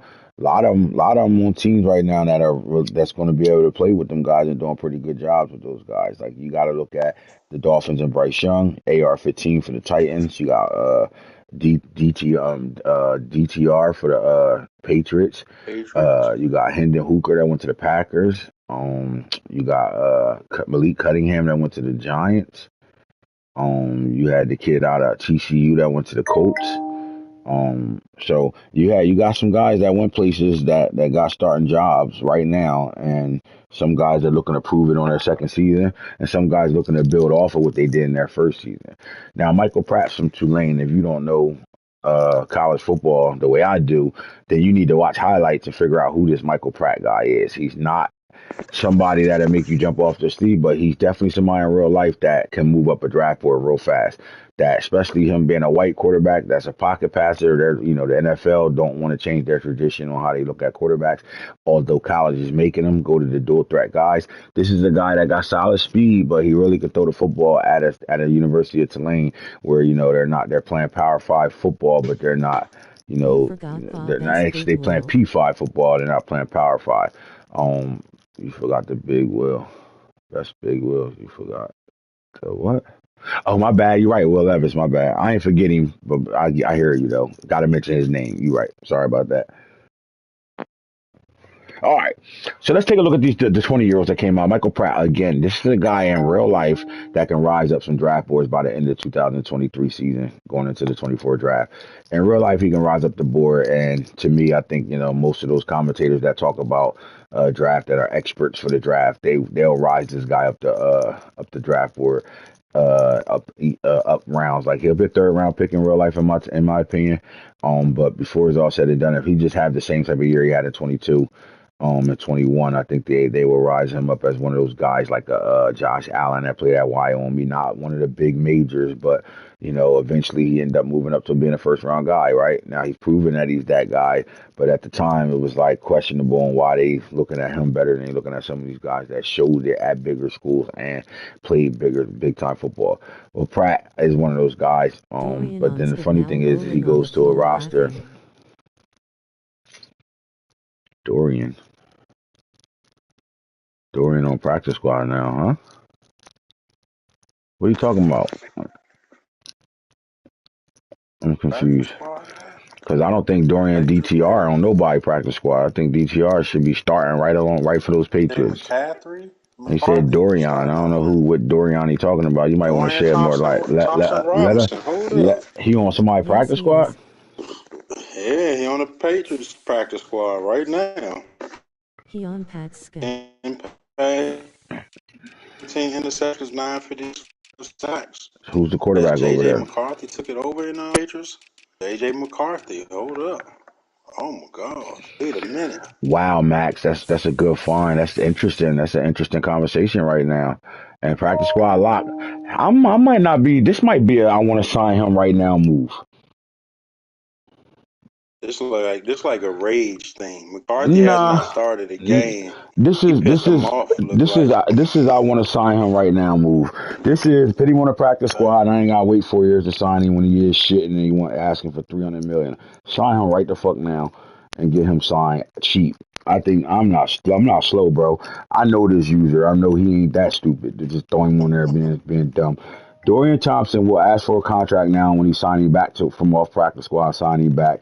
He might be mad at him. He probably had a bad game or two, and he mad at him and showing him that we will sit your ass down and you will not be a New England Patriot. I like this move. I think this is smart because now when you bring him back to your roster, he will be up for a contract this year. We need him Now like look what Bob he did. Wheeler to Now be. look what he Delisted did. after season. You get 2 free years kinda eyes. So look what he did though. I mean, is this borderline cheating? Hold on. But Hold he up. Wait also a minute. right We gotta end. have a conversation about this. If he sign him right now the thing is this. I don't know if I would have did this because he will have a 5th year option. He got him in the first round, Snake. So does this make sense? 5th year option guy versus the guy you give a contract to right now. What happens if he's not asking for And he 250 million though? kind of losing four out of them right now though. He losing With the what? 5th year option. He kind of losing 4 play out of them right now. He losing this only the second year of his contract, and he was drafted in the first round. He got 3 more seasons of him. Yes, and he would have got a 5th-year option on this guy. So I don't know how smart this actually is. Then on top of that, putting him on a practice squad waivers, he risked the chance of somebody dropping a waiver wire claim on. Yes, sir. Yes, sir. So Will like we get to? He got to week 5 before that changes. Because at week 5, people get to put in waiver wires for practice squad players. So he better figure that shit out. I'm confused. I don't know if this is by accident or if this happened for real. Now, if it happened for real and he's doing it for contract reasons, where he don't want to give him the bag, make him sign right now. But who's to say he's not going to ask for the money right now, though? Like, is J.J. McCarthy good enough to scare him away? I mean, nah, I don't think so. I mean, he do got a faster quarterback now, right? 92 speed, but you're looking at the 80 acceleration. He don't wouldn't care do it, about though. that. I don't think he care Dangerous about that, game, though. loudly crying This is a kids. dangerous game that the Patriots is playing, but this is a great game the Patriots playing because it makes us have something to talk about and try to figure out. And to be honest with you, I did say is this borderline cheating? It's not. This is straight GMing, bro. Like if it Could works this out, be it's a? gonna be Could this GM. is this the Lamar Jackson situation? Oh my God, all Put over him. again. Wow. So check it. So let's the storyline for a minute. You ready? That AFC is a crazy division. Someone ain't been able to get over the books. Some QB ain't been able to do his thing versus the Dolphins last year. Ain't been having good outings. And the start of this year, could this be the beginning of a quarterback controversy? You play to win your division. Hmm. I mean, he just came Oh out of a game where man. he got beat 50 to something, right? I'm going back to him. Let's see what he did in that game. Let's see what he Hey looked like right Hoodie, now. man, we might need to freak that, man. We need an interview, Hoodie, man. We need an interview. We get a call in, Hoodie. Where you at, man? We schedule Bro, an interview for you later again, on Sports Center. listen. Can you show up on Undisputed? Listen, I can see it. I can see it right now. 55 points, 34. He went 105 QBR, 312 yards, 4 touchdowns, 2 interceptions. But then versus the Packers, he Max 4 B on touchdowns, 4 smiling picks, and then face with some the Dolphins, glasses. 2 touchdowns, 7 INTs. We might need to get hoodie on right now to get a conversation I out of him think, with this. Like this is a yeah, talk. This is a man. talking point. Figuring out what the fuck's going on. Why is Dorian I Thompson on practice think we squad? What's the logic behind it? Now, you know it's hard to get information out of New England Patriots. Robert Kraft and them, they keep shit in the house so much that you'll man. never get the real answer. But if we're You just gonna going to interview Robert Kraft? speculate, He gonna say hit Hoodie. You gonna yeah, interview Hoodie? He gonna he say gonna hit say hit Robert Robert Kraft. Kraft. Like, Yep. So to speculate, I'm but thinking when he I might see be trying to save Dorian money here. Thompson as a kick return to one game. Let me ask you this: if Dorian Thompson Robinson, if he put him on practice squad and he taking him off before week 5, and he's going back to the starting quarterback. I just don't see how you could not start this guy after all last year. He got you to I a ain't gonna playoffs. lie. If that actually happens, what will happen is he will just have simply make the rules committee reevaluate practice squads. Yes, Period. yes, Point blank. yes. Because this is So something that we never seen before. And again, you can't figure out rules and what to do and what not to do until you see No it. abilities. Sometimes we can make rules up and have it based, but sometimes y'all force us to make rules up. people, y'all force us because we do it to try to. The rules of the practice squad situation right now is to try to help everybody Because and would use he the be able to practice do squad. this He if can't practice make squad was players in open? free agency. Would he have done Because this if practice, practice he squad was wouldn't be. open? Would he have done that? Would he have done that? He And then can't be tired of him that could because be our adjustment to he it. wasn't put on a block. That could be our adjustment to it. Where practice squad is once we get to regular season, practice squad just open. Fuck it. We might get practice squad 1 week just for the people that Yeah, wasn't managing that we rosters. Yeah, draft you're late and right, in the right, league. So right. from So when instead of practice waiting to squads week might end up 5 opening week to two. waiver signing, we go to week 2 as a waiver signing. That Yep. stops this type of shit. So my thing is, again, I don't right now. He ain't doing nothing against rules. But if he is putting him on practice squad to get him a contract this year instead of waiting to fire, first of all, I love the fact my quarterback got the 5th year option. That gives you an extra year to better figure some things out with him or not. So I don't know why he would have did it. Now he was a 2nd round quarterback. 3rd round quarterback, then yeah. But him being a 1st round Third quarterback with a round. 5th year option, I don't know how smart this is. Now, if he Even can with get the him fifth signed year cheap as option, you fuck, can decline that and right, re-sign them cheaper right, earlier. You know what I mean? So it's a way you right, play that game. Like right. So I don't know what's going on here. Now we do know this guy, this coach will play with a quarterback on normal with no problem. So can JJ McCarthy be the guy in? No Like doubt. if you got DTR 84 overall with 91 speed, 91 excel, but then you look at JJ McCarthy, he does have 92 speed. Now he got a lot of work to do in the throwing department. He's not a better thrower of the football than DTR, but he is a great athlete. He is a guy that can move the sticks and he can get you yards with his legs as well. 90 throw power, you know what I'm saying? 85 short, 80 medium, 80 deep. Are we seeing a quarterback change here? I don't know, but as long as he's on practice squad, that means they are really upset with DTR right now. And this is going to be something I'm going to have to go do some research on to figure out. That Max, Dolphins thanks for game, bringing that's this three up. losses. That's four losses to the Dolphins in a row. That was right after the hmm Dolphins game again. hmm That has to be it. It could be some questions. Is it Belichick, Coach You Hoodie know, Belichick under right, scrutiny over here? What's going right, on? right. Easy adjustment Hey with Hoodie, one man, massive my lockdown advisors unlocked up week here 2. at in the studios, man. They want to bring you on the show, man. They want one, man. 30 minutes with Hoodie. I listen, bro. I like this. I like this conversation because now we get to really dig deep and figure out what's going on. So once I get a conversation with him to find out what's going on and why he I did like this, the move we hood. can go from there. Though I'm not mad at it. Like I like the move. It's smart. If smart, but I would say it was smart if it was a second round, third round pick. But because he get a fifth year option, I'm not sure. Or he just like, look, I'm not 300 million in him when he might only ask for 150 right now. Yeah.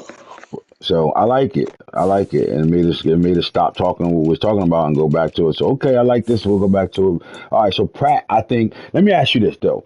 Malik Cunningham has had no success as a Giants quarterback so far in the first round, but you got to play that out a little bit more. Do you think this Michael Pratt kid can come in and push him for the starting job, or you think he's just a backup quarterback that was picked up because best available and they Exactly, needed the a what backup if is quarterback? huge, but yay might be backs to regular You gotta play program. it out a little bit more, but I also like the fact of bringing in talent and seeing what emerges. Right. That division I feel is like a very winnable division. Just a little bit, one or two of the right tweaking, you can. It's a very competable division. You compete in Yep. that division right away at one or two hmm right moves. So, um, I think this is a thing to keep. At, Um, at, at the worst, they got themselves a serviceable backup quarterback over there. But I do think it's the Michael Cunningham show. I mean, Malik Cunningham show over there. For sure. Now we look at Jeff Sims was actually picked up by the free agency, um, by the Texans and traded to Washington for a backup. Now I like this because he fits the mold of what the Washington Commanders offense is looking for. They have their my player Amari over there at quarterback, so I think they're good there. They're not going away from him. But with injuries on, have a good backup to come in and be able to do the same things your starting quarterback can do. In a sense, it's perfect to have a backup over there. Now Jeff Sims used to get made faster. no problem. When he was at Georgia Tech, but we never had information on him like we got now. Now we got him playing for 3 years over there for Georgia Tech, and we're gonna see him for the first time this year at Nebraska if he even wins the starting job over there. So you're making Jeff Sims. He used to be a better quarterback than we made. Now he's down to what he actually looks like since we got film on him. And the one thing he is a dual threat quarterback. He definitely runs the football really well. And he can make some of the throws. He got a better deep ball throw than he has anything else. But I think he can come in and play some starting roles for the Commanders if, knock on wood, their quarterback went down through injury. I think he can hold them down while they're trying to figure it out. And then especially when the Commanders are sitting at 0-2 right now, the questions is, do they have the right quarterback? So you got a guy that you can kind of look at and develop and see what happens. Just in case the guy you have at quarterback might not be that guy. The Commanders have been struggling with a good quarterback since. I mean, do we go back to their Super Bowl days? When the last time the Commanders had a good quarterback outside of RG3 that got hurt for one after during his rookie year and really never was the same? What quarterback? Kirk Cousins? You go to Kirk Cousins a little bit in the same year, but remember they had Kirk Cousins and Go to Robert. Kirk Cousins, RG3 the same. Had them at the same time. RG hmm Kirk RG3 Cousins Kirk is Cousins, is that the same thing? Jeff Sims and Amari Braxton. Same draft. Well, they was the same draft and Yeah. everything. All right. Well, I don't now, think we never really seen nothing like all right. that. Now, as we come down to JJ McCarthy. Are we great to see JJ McCarthy start for the first time over there in New England in week 3, week 4? Is this not? Let me ask you a question. Is this not classic New England? Did we just not go through this with Mac Jones and Mm-hmm. what's the other kid over there in Patriots? Other young cat over there in New Yeah, the England kid from FCS. I know you're talking about. He on that roster still. on that roster right now. We're Nano. Nano, I know you probably out watching, man. Who y'all have a quarterback? I can't remember his name, man, but they was crying for him to start because he played a couple of games. I know exactly what you're talking about. I just can't remember his name either. I'll Man, go to him I real can't fast. think See of if his he ain't name. even on that roster no more. So he in free Not agency on now. that So roster though, mm-mm. bro. What's his name? The thing go off of it.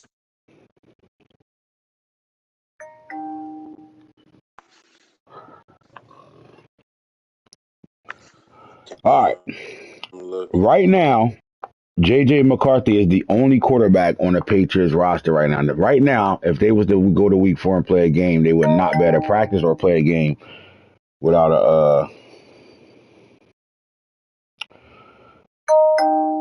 they would not be able to play a game without another quarterback. So they're gonna have to figure it Fun. out right now. They're gonna have to get that guy off the practice squad eventually and figure some things out. But is JJ McCarthy about to see some action out of this guy? I mean, he oh, played for Zappy. Good. Bailey Thanks. yeah, Yeah, Zappi. Zappy. There you go, Zappy. Bailey Zappy. Thanks, Max. So yeah, so we Billy looking at Zappy. a situation in New England right now, quarterback situation for sure. Uh, Good nose.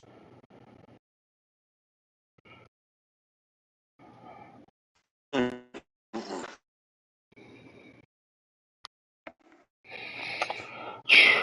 talk to me, Snake. QB controversy.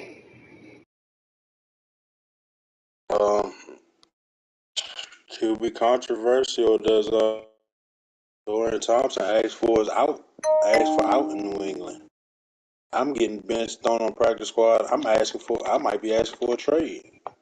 They ain't no quarterback controversy. Right, like if I'm DTR, I'm Yeah, really like really insulted right now. I took y'all to a playoff last year, and you got me on the bench after having a bad game. Look, I'm with struggling this against the bum ass Dolphins right now. team, But you asked me to make Ravo, the miracles, talent pool is way different. and you want me to pull rabbits out the hat and miracles and all that shit, and you're not giving me a chance to go through my being young and process things and go through being a better quarterback by making mistakes through trial and That's error. Tyler You gonna sit Hurl me on shit. practice squad, or you fucking with my money right now by putting me on practice squad? Like, what the fuck is going on over here? Like, I'm telling my agent to get me the fuck out of there right now. And if is there anybody out there that need a quarterback for sure, I will be actually looking into the DTR thing. Tough. But we might see the start of JJ McCarthy's career at week 4. Right, because by week 5, if he not off the practice squad, you don't think somebody's pitting in for Dorian Thompson Robinson right away? If he's still sitting on Believe. practice squad, they pitting in for him Yes. right away. And that means JJ McCarthy is the new starting quarterback in New England. So we got to come back and pay attention to this. All right, Michael Penix the second. Look, you got You Justin still Fields over think there. DTR can I be a think right starter? now Justin Fields is the starting quarterback for the Chicago Bears. But I One promise you though, full-time Snake, this is a starter. good backup to have right here, man. Penix started his career in Indiana. He was a 4-star. He was a good type of athlete coming out of high school. He turned Indiana's program around, but he kept getting hurt. Transferred to Washington and took them. He's one of the look, man. When you talk about the Pac-12, they got the best quarterbacks in the country right now, sitting in the Pac-12. It's about 7 teams that got quarterbacks in the Pac-12 that are the best quarterbacks in the nation right now. Michael Penix Jr. is one of those guys. I'm gonna tell you like this: he's not the Justin Fields player we are, but when it comes down to throwing the football, the guy a lefty and he could throw the ball all over the park. He can make every NFL throw, and he has enough talent to be able to escape the pocket and make plays with his feet as well. I like it. Anything happens to Justin Fields, knock on wood, they got themselves a really solid backup. And this guy is one of the top echelon guys, rookie quarterbacks that came out of the draft, like Michael Penix Jr. sitting right here for the Bears. And to be honest with you, this guy is to me could be a starter in this league. So the Bears might even have something with him with trade capital. Same thing with Cameron Ward. Same guy, same type of player. Like you talking about right hand, left hand. That's the difference, right? Cameron Ward is a dog over there for Washington State, especially in that air raid offense over there. He flings the ball around the park. He comes from a HBCU school, transferred to Washington State, and all he did was, throw the ball all over the park over there. A whole bunch of wide receiver weapons over there too that they had. That's pretty solid. And now this was a pickup out of free agency for the Texans, but he went into a trade with the Jaguars for draft picks and their backup quarterback and what's his name? Quinn Ewers. So Cameron Ward is an injury away from playing for the Jaguars, and I think they have a solid guy. Again, this is another quarterback that I think could play for the right coach. Could be somewhere in the league playing right now with if the right coach got him. He has the intangibles. I like the break tackles and things like that. His deep ball throw is 85, although the arm strength doesn't match the deep ball throw. But sometimes accuracy matters more than arm strength, and that's why you see a high deep ball throw, deep accuracy throw in there. And then he throwing on a run is good. His under pressure is good. 90 overall. Break sacks is great at 90 as well. Cameron Ward can play. Although he's behind one of the best quarterbacks we've seen come out in a long time, and the kid over here for the Jaguars. Y'all all know his name, Mr. Sunshine. How about DJ Ugalele backing up Pickens over here in the Steelers Nation? DJ was one of the best quarterbacks to ever come out of high school. Him and Bryce Young, they went at it all their years of high school, but they went on different path trajectories, right? DJ went to Clemson and played behind Sunshine. When Sunshine had COVID, DJ played against Notre Dame, threw for 300 plus yards, couple touchdowns. They lost the game barely, but then as a starter, he started to, and I think it's because Clemson offensively didn't have the talent that Sunshine had when Sunshine was there.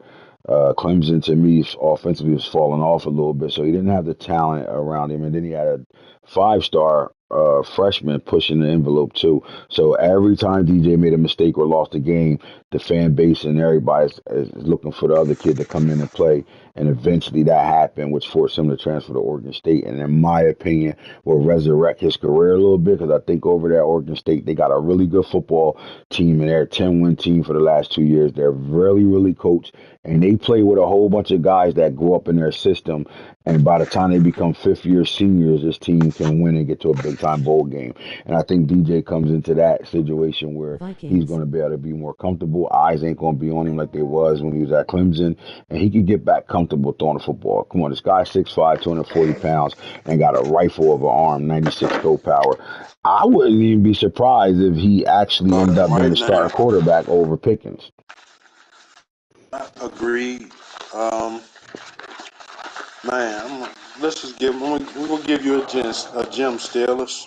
We'll give you a gem. These two guys are so close to their abilities right now. With DJ 6 years younger, that what are you losing by starting DJ right? Because you're not going to re-sign. This me that you're not going to re-sign Kenny Pickett. Period. Bottom line. Personally. And DJ got the higher upside right now. I'm 100% in cooperation with you. I'm starting DJ right now. You got guys like Pickett that can stretch the field. You got some good receivers over there. They did trade their speed demon away, but they got a whole bunch of 6'4" and 6'5" receivers that they play with over there. And the jump ball and the deep ball accuracy and the throw the ball strength, you add that together, this team can vertically stretch anybody up and down the field. I'm surprised none of the launch pad coaches saw him and wanted to go get him. Imagine DJ Ugalele playing for the Dolphins right now. I know Bryce Young is the guy, but imagine that arm strength throwing to those guys that got 97 or above speed running down the field. Imagine that 96 arm strength throwing to those guys. Man. Crazy. And then right behind that, injuries on. Yes, sir, nice little backup. But look, behind that is Joe Milton. Now, Joe Milton is on normal, and Joe Milton is an 80 overall. This was my argument with making Joe Milton. At Michigan, he got the starting job. Really didn't do well over there. Transferred over to Tennessee. Sat behind Hendon Hooker. When he got on the field, they were already beating teams by 50 already. And he would play the third and fourth quarter, and he would look like a fucking best quarterback in the league.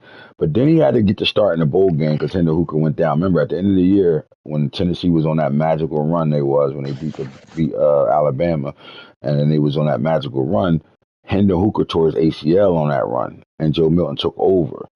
And they lost 2 games under Joe Milton's belt, but they made it to the bowl game and they played Clemson in the bowl game. And Joe Milton looked like he was ready to be the starting quarterback. And it looks like he got good upside this year in real life in 23 to be the starting quarterback. But when you got a guy like Nico Amaliva over there as a 5-star blue chipper sitting there right behind you, waiting for you to fuck up, pressure is back on Joe Milton. And the reason why Joe Milton didn't come into this league with a star, it was arguably he could have been a star. It's just he didn't play starting talent at all. Only in the Clemson game, they squeaked by Clemson and beat them, and he didn't look bad in that game. But it wasn't enough film as a starting quarterback when you got the starting one defense on the field that I saw in Joe Milton to be able to put him on star. But you got a guy right now, to me, that can be a starter in this league. He got all the intangibles to be a starter in this league, and he had the strongest arm power with 97 throw power. 80 across the board, deep route throwing is 88, and he can move a little bit. He's not that much of a dual threat, although they call him a dual threat. Just not the speed of a dual threat, right? But the guy is a pocket passer to me. Like, he can be a pure NFL quarterback, but he's playing behind C.J. Stroud over there in Minnesota right now. Minnesota drafted him, so it wasn't like they got him out of free agency or nothing like that. My thing is this: there's at least 15 teams in this league that can use a Joe Milton as their starting quarterback right now.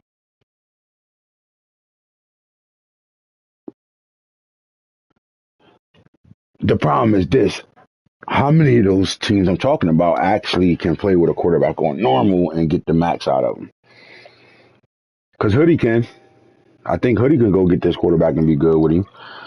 I think when you got a normal or star quarterback, you need to have great talent around them. Like the Dolphins will be really good with this quarterback. I think like it'll help them. It wouldn't be really bad because what happens, him coming in that normal, throwing to all superstar X factor receivers, and even in their backfield X factors with them 4 superstars on that offensive line. Now Joe Milton becomes a thing, and I think that's why they were looking to trade Bryce Young. I think they had their eye on Joe Milton and then trade a Bryce Young, get extra capital, come back down in the draft and be able to get a Joe Milton later on, and still a great player in the top of the draft, and then play with Joe Milton going forward. I think I don't think nobody wanted to make the trade, so they stayed with Bryce Young. But I do know Bryce Young was on the block.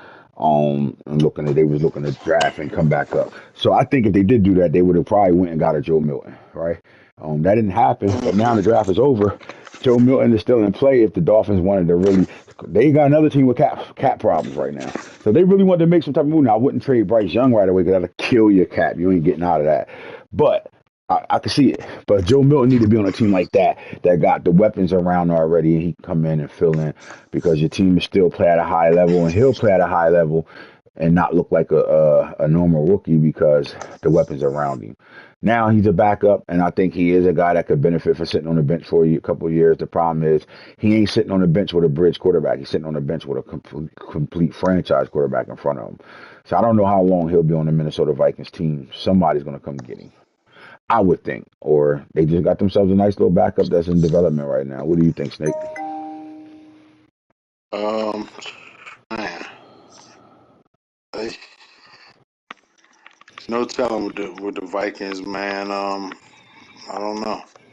I honestly just don't know. I'm quarterback room, man. We expected to see some things from CJ Stroud season one. Don't know, man. It's Need hard, a right? good backup. You need a good backup in there at times, but 97 throw power, eight like as a team. I mean, if I tell you what, if the Dolphins having issues over there, the Dolphins, no. guess they like a little bit faster, but this 97 throw power is impressive. Yeah, Wouldn't have throwing a knocked it. Tyreek Hill and Waddle stretching the field. Oh my God! Or even Yeah. somebody like the Saints guys that just throw the ball vertically downfield will love a Joe Milton. He'll come in and fling that thing all over the park for you because he could make every NFL T User would play. have joined your loved him. house. T will, yeah. Oh my God. If his quarterback wasn't coming out this draft, I could see T If playing his with him. quarterback ain't get his juking fixed, huh? Right, spinning juke and fix and shit, and he go Spin the crazy with him juke, because man. oh my God, man, he was highly upset about that shit, wasn't he? I wasn't mad at him being upset. I was just mad at the dick riding behind it. Oh yeah. Fan Next, club. next up is Cheerleader.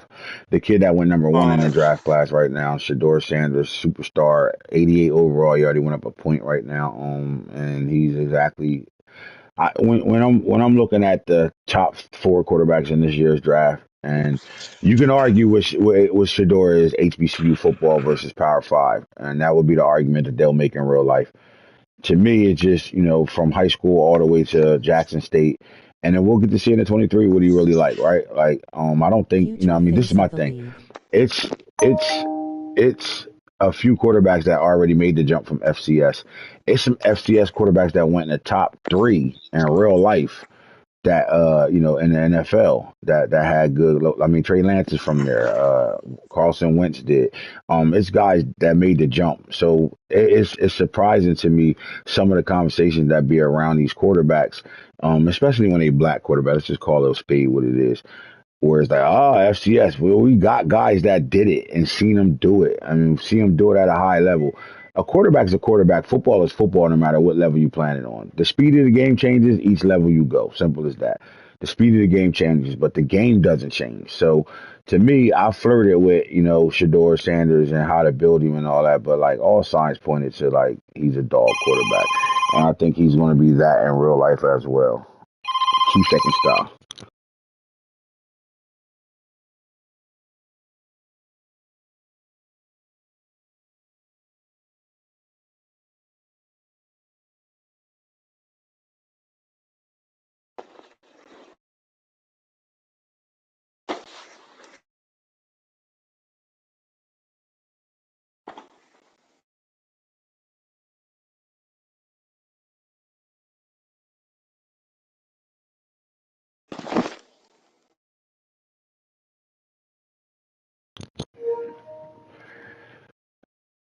All right, my bad. All right, Snake. When it came out of the quarterbacks that came out this year, you got Shador Sanders, Drake May, Khalid Williams, and then Quinn Ewers.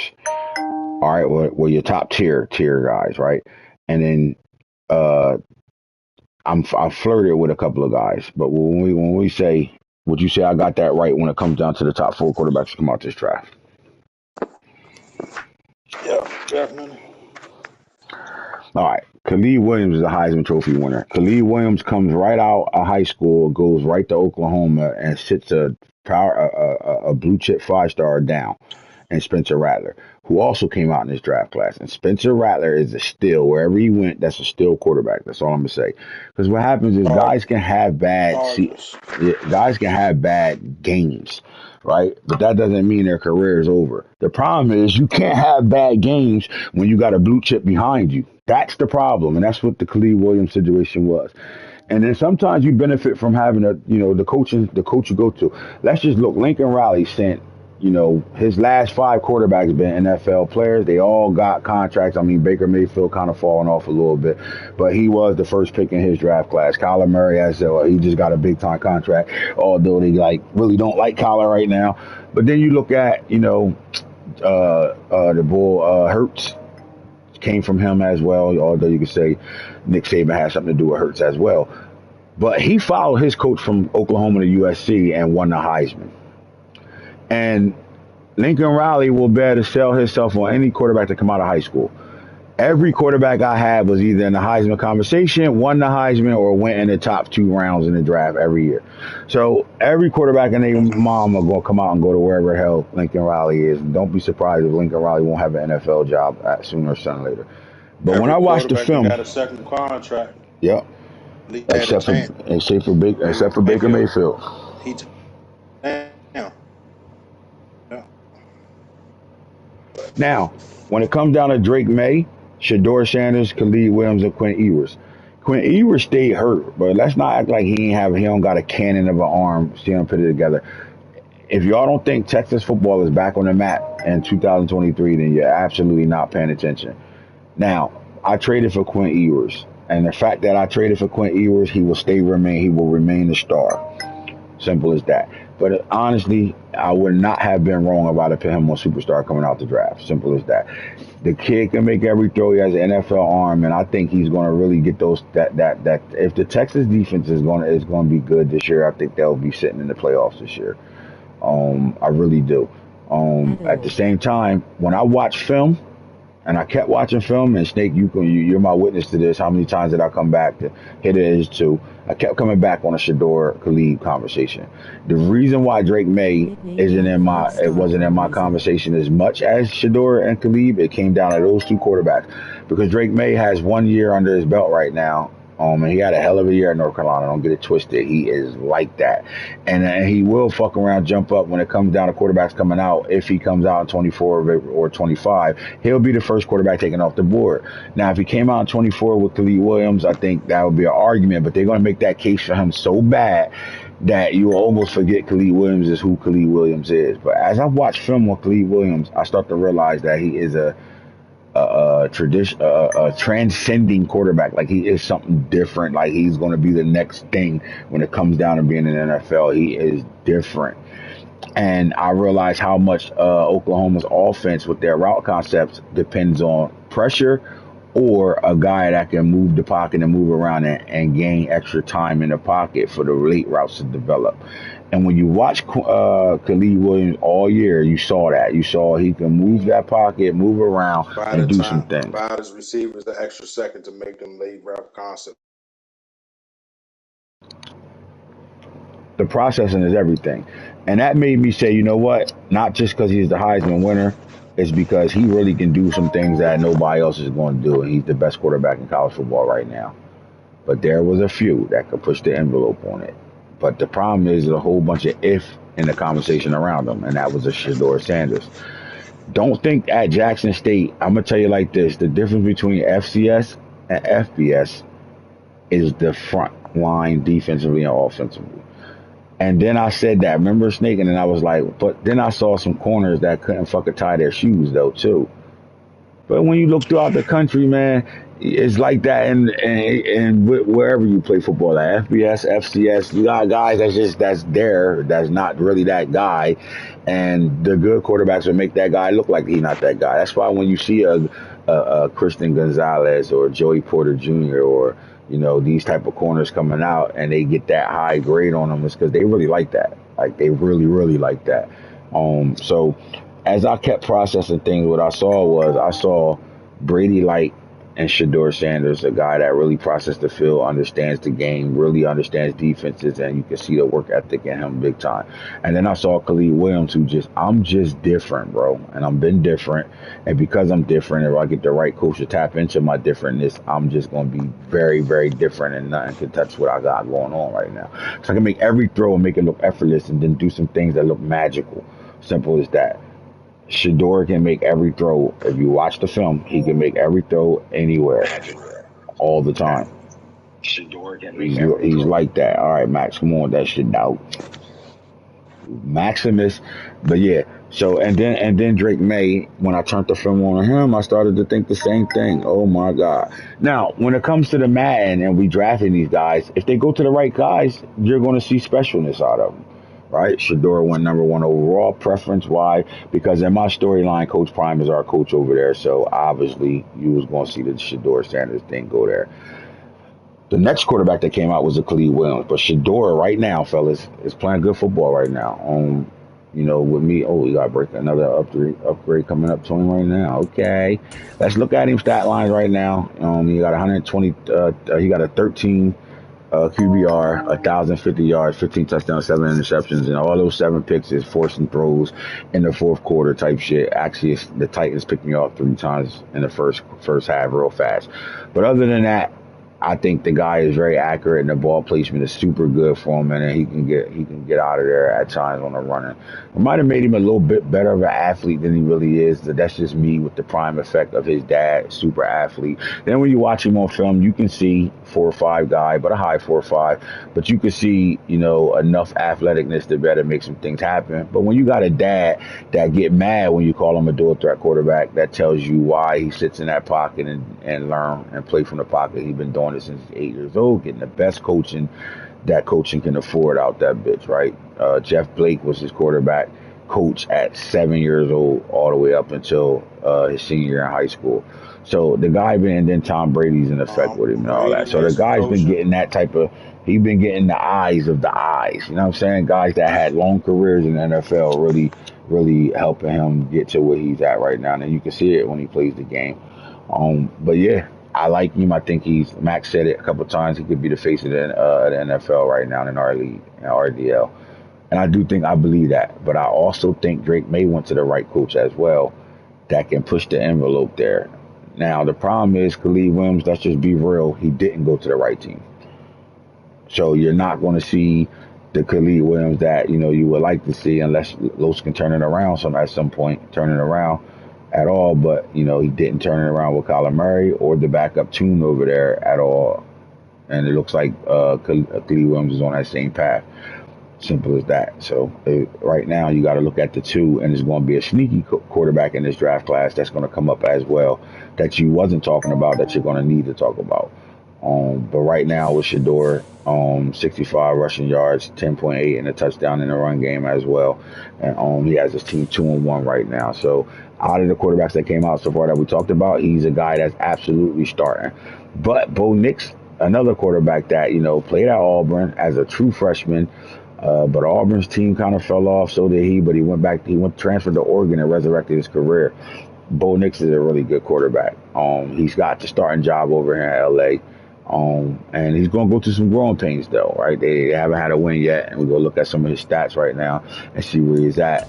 And he's 371 yards, 3 touchdowns, 8 INTs on the year, 47% completion percent. He's going to have to get it together over there. But I think the Raiders will benefit from a good run game to help Bo Nix out right now. Bo Nix can scramble. Let's see what he's doing in the run game. Only 2 carries so far for 3 yards, so they're not really using his feet right now. What you think, Snake, about Bo Nix? You think he could turn around for this Raider team? He got some weapons. Man,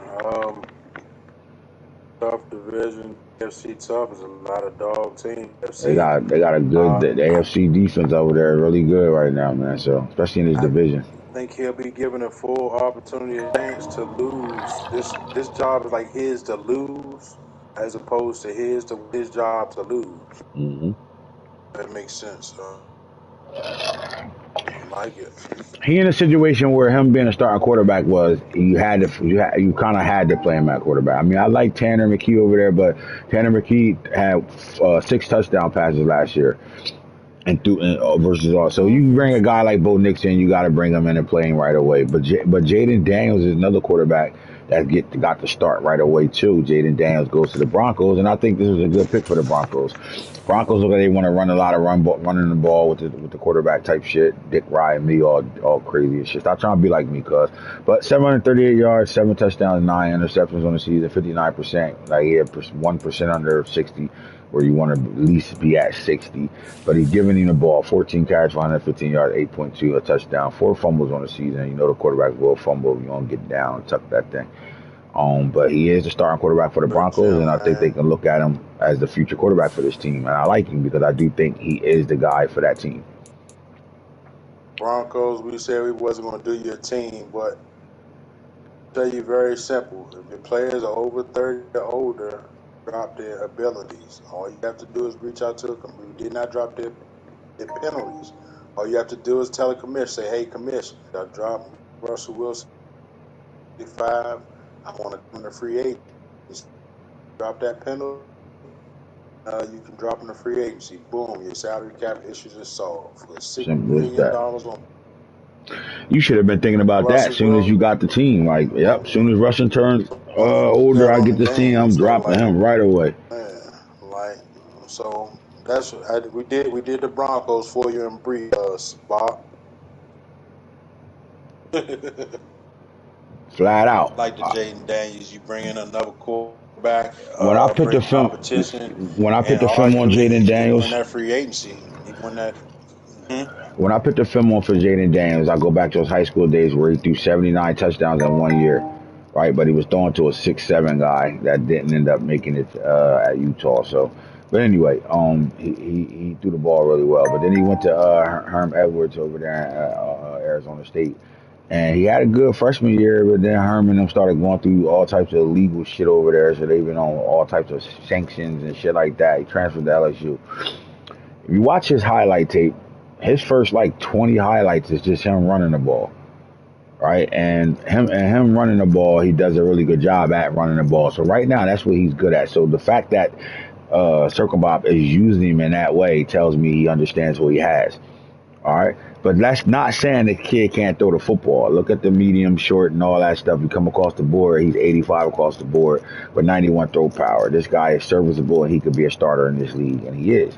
And I think he's in a situation where we're going to look forward. If you look at any of the starting quarterbacks that came out this year's draft that have starting jobs, he's a guy that's going to be a good quarterback.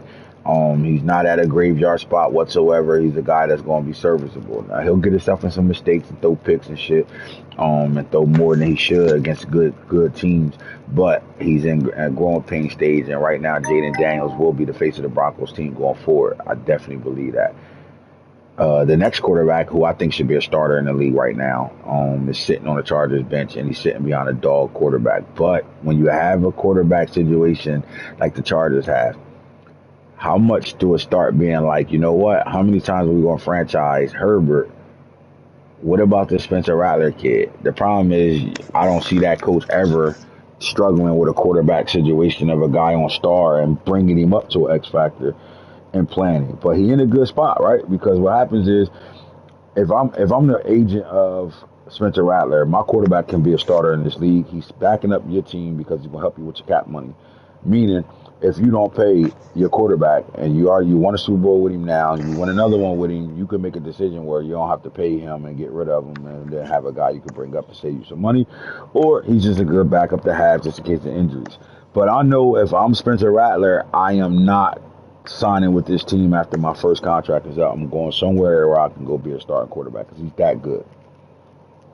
Man, you can talk about say what it is. This team is in the league and game anything. No, we see no team retain all its veterans except this Chargers team. At some point, you have to really bring in some youngsters and develop, and you have to start. You got to start rotating and cycling through some players. We just seen the Eagles do it in real life. We've seen the Chiefs get rid of Tyreek Hill Mm-hmm. and bring in multiple picks and then go, retool up and go win that Super Bowl. It's just a step in the evolution of your team and things of that nature. You have to know who to hold and rotate. Sometimes you gotta let go of some players that you necessarily don't want. We just went through it with the Browns, and I said if I was a Browns owner, I'd consider trading Myles Garrett. Now, would anybody in their right mind want to? But if you're looking for the buildment of that team, like how many teams have we seen go through a transformation of 1 year, trading one of their best players, and then turn right back on a season or two later, they really fighting deep in playoffs, and they ain't been to playoffs at all before in ages. Mm-hmm. You know what I mean? Like, Mm-hmm. you got to make those It's moves just now, it's just like a as good thing opposed to to have a Spencer Rattler on your team when you have a quarterback that you don't want to pay. Because if you did, you would pay him. I mean, what Super Bowl right. quarterback don't got a contract? What Super Bowl? I mean, after Patrick Mahomes won his Super Bowl, how much money he got? In real life, you saw Jalen Hurts go to the Super Bowl and lose it and get paid. So eventually, it's like the Marmar conversation, even with the quarterback over here. Ravens. What are you going to do? Eventually, you gonna franchise. Every time you franchise, every year you franchise that quarterback, that franchise tag going to go up. Right now, it's at 42. Next year, it'll be at 52. The year after that, it might be 62. Like, eventually, you got to make a decision. I'm just saying, if I'm the Chargers, Spencer Rattler, maybe I'm playing a game where I'm blowing somebody out. Spencer might play the second half of that game.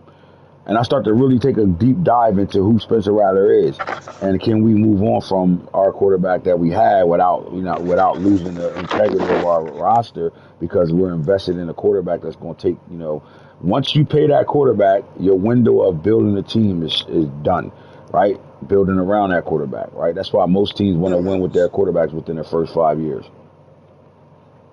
Once they pay, that's why Lamar ain't getting paid yet. Once they pay a quarterback, they know the window's shut. That's why when the Chiefs quarterback got paid, Patrick Mahomes got paid, you started to see guys have to get up out of there. They started planning free agency, right? But they was able to draft capital and built some type of a line, right? But they got, like you said, Tyreek Hill had to go. They started getting rid of some players and shit, and it makes them fall off. The Chiefs are ahead of schedule because they got to a Super Bowl with a very young defense, and not too many big name weapons at the receiver position, and they got Patrick Mahomes. But your quarterback is that good that he can win with whatever pieces is around him right now. So I think Herbert is in that same situation, because there's a lot of veterans on this team and there's a lot of young guys coming up on contracts. Eventually, you got to make a decision. I just think it's a good decision to have with Spencer Rattler sitting right there, the guy that could take over for this team and win ball games with him, especially if the team is built around already. Because once you start, but you got to make that decision now. You can't wait till 3 years in and he coming up next year. Like, you kind of got to make that within this next season. When this season is over, you got to decide: do I pay Herbert, or maybe we work the Spencer Rattler kid in and then build our team around him until he's ready to get paid. Big time questions right now, but Spencer is a guy that can play right now for any team that that needs a quarterback. He can play right now for him. Same thing with Jordan Travis. I like this Jordan Travis situation. I like where he at. And to be honest with you, before it's all said and done, Jordan Travis would be a Texan if I can get that boy over here in a trade without getting raped. But Jordan Travis is in a good situation. Mac Jones is a quarterback that's been on the block all year last year on Superstar. All year. They're not invested in Mac Jones. The problem is Mac Jones is just making it too hard for the Panthers to get rid of him, right? Because he's winning and he's doing good things over there and he's developing over there and he's really playing a good enough football to keep the Panthers relevant and playoff talk right now. But I'm telling you right now, Jordan Travis is ready to play right the fuck now. And the difference between Jordan Travis playing right now and not playing right now is the simple one fact only. The quarterback in front of him is a superstar. That's it. That's it. But if there's any team, and threshold, yep. But if there's any team that could put a star quarterback on the field and still offense click the way it is, it's the Panthers, because the way their offense is. They're not heavily relying on a pass. Their run sets up their pass. And what would better than have a guy that can run the fucking football as well as play action and set up the pass. I like Jordan Travis and where he's at, and I swear if I got a chance to get him, I'm coming to get him. And that's with me trading for Quinn Ewers and everything. Now, the next two quarterbacks we're going to talk about, KJ Jefferson. This guy was the sleeper quarterback that came out on Superstar, and the Eagles picked him up, and they drafted him. Did they get him in the first round? I think this was a second round pick, right? Hold on, I'm in depth charts. Second round pick 20. Drafted him early. Okay. Second round pick 20. Look, when they first made the pick, it was like, what the fuck is this guy doing, bro? Like, he just be over there fucking his roster up. And then you thought about it, like, no, he not. And I think Snake the one that said, no, he not. No, the fuck he not. That's smart, because he franchise tag Hurts. Don't want to pay him. You see, they only got $7 million in cap space right now. KJ Jefferson is the new starting quarterback for the Philadelphia Eagles, and they won because not only did they draft KJ Jefferson, they lucked out and drafted a superstar KJ Jefferson, and now you could part ways with Jalen Hurts right now. And Jalen Hurts could go start for a lot of teams right now that got no more star quarterbacks right now. And guys that got the money to better pay him can pay him right now. But KJ Jefferson take over that Philadelphia Eagles team, and now they got a guy that they don't got to worry about for 3 seasons. They can build their team around that guy before they got to worry about paying him and save some money with once what's name come off that $42 million guaranteed franchise tag with Hurts. Jalen Hurts. This is a great GM move right here. As much as we kill Raw, I think this is a great move by this Eagles owner, and you got to give him his flowers, because as much as we killed him for going at Derrick Henry, going to get Derrick Henry last year and having to resign him and giving up this, that, and the fourth. Hurts best This is player a team who ATB. kind of like put it down and back to the drawing board to really look at that, look and really see okay, let's figure out what direction do we want to go in. Okay, you know what I mean? Do we want to pay Jalen Hurts like a top quarterback in the league, or do I feel we can, find somebody that could get us through? That might not have the exact numbers as Jalen Hurts, but we're banking on the future. Look, And they Snake, brought a rookie in here I and hate cutting started you him, off and I'm because you not the mad. fucking contract guru, but they want to pay Jay Hurts. They can't afford to pay Jay Hurts. Simple as that. And because you can't afford to pay him, you got to part ways with him and you go get your guy. And they won because they got the right guy in KJ Jefferson. He fits perfectly in the offense they want to run. That's why you spend that. That's why you spend that early draft pick and you go get that. You had to come up with that vision. You had to come to that nationality in your head that, all right, look, I'm really can't afford to pay Jalen Hurts and pay everybody else. So what do we do? How do we get out of it? What's the best way to keep most of our talent on this team? They'll be competitive in our division. What can we do? Say it Let's again. go spend a high Say it draft again. I could get rid of a starting quarterback like a Jalen Hurts because I'm going to still be competitive in my division. So I'm good. Yep. And it was a smart move. We've been killing Rob all real talk. All the first playing season, got the best team in there, Super Bowl or bust team. What the fuck are they doing? All that. But don't listen. See, and I'm glad I get to say this. A lot of you guys think when we be talking, that's why I always say don't let our confidence fuck with your insecurities. A lot of y'all think we just be hating or it's personal when we saying shit. No, it's our opinion, but we going off of moves that's made. So just as much as we killed him for the things that we thought was wrong that he was doing over there, he did some totally opposite and did the right shit. And that's a great GM move. That's not no bitch shit. That's a nigga that manned up, figured some things out, and not scared to get rid of a player to gain what he need to gain to keep this roster intact right now. And that's what he did. Because Jalen Hurts is a guy you don't want to give up, bro. But you got to give him up, let him ride, and go get the next guy. And if you look at KJ Jefferson and Jalen Hurts, you really look at them, they're not that far off from who they are. So the Eagles ain't fucking with their integrity of their offense because KJ Jefferson can come right in and run the same offense right now. Got 93 throw power, and he's a big boy, 6'4", 245 pounds, 88 speed, 93 XL. So he can still run your little inside read zones and all that read option shit. He can still do all that, and he got a strong enough arm to be able to make something happen. And some might say his arm is stronger than Jalen Hurts. Yeah. And he might be. What's to say you can't get anything at all for Jalen Hurts right now? Mm-hmm. It's teams that can use a Jalen Hurts right now. You telling me guys can't use Jalen Hurts? Snake. You telling me guys can't use Jalen Hurts? I don't know what's talking. We gave out enough gems, man. I think my wifey on lunch break. She might even be watching the show right now. I'm surprised she ain't already said nothing to talk her shit, because she'll be talking her shit behind me. She got a mouth like mine. So where's Miss Goodell at? I ain't see that Madden franchise tag pop up yet. Where's Miss Goodell? Where the fuck are you? I know you watching on your break, but your boy Rob did the right thing, sweetheart. So we showing you some love on it. Because I know you won't watching me because I just hung up with you on your break. So I know. Tune in and tell Rob good job. So that was some grab your balls things right there. Right though, Snake, though? That was a grab your nuts move. Definitely was. Now, I need to go ahead and acquire some extra picks because they got 1,000 wide receivers in there.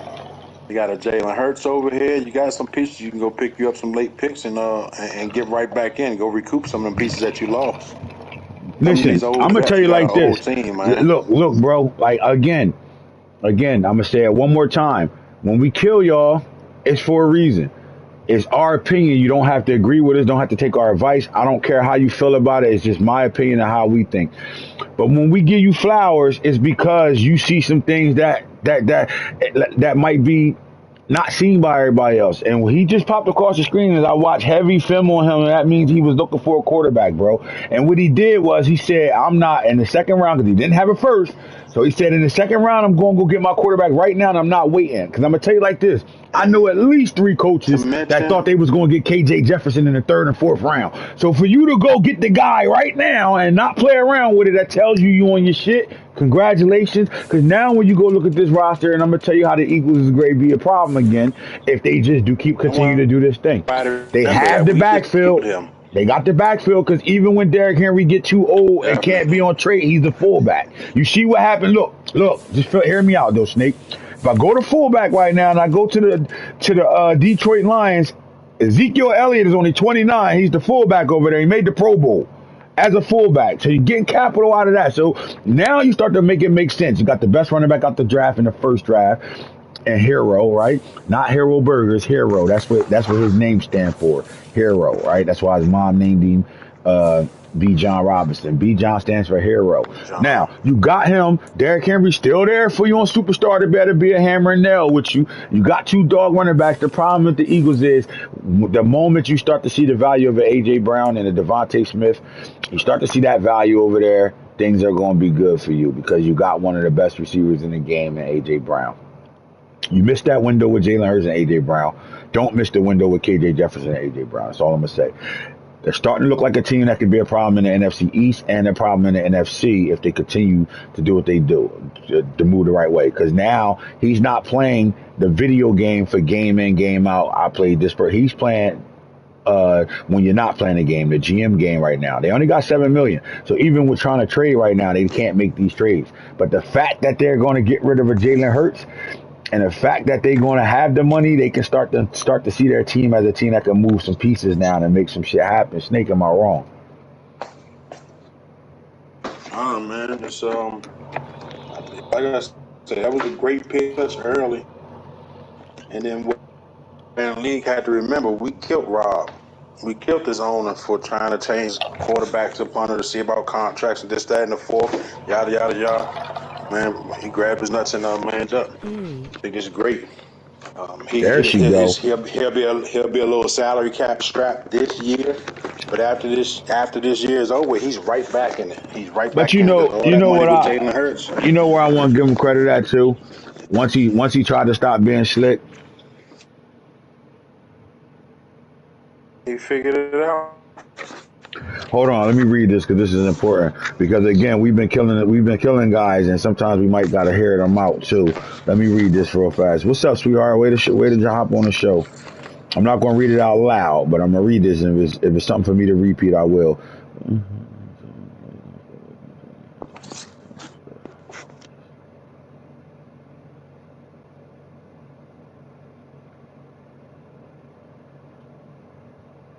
Yeah. I fixed that for sure.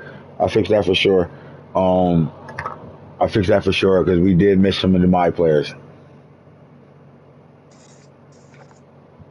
All right. I like this. Look, we've been killing it. Erica been she in my household, Mrs. Goodell. She know we've been killing Rob. So this so hopefully you guys will understand.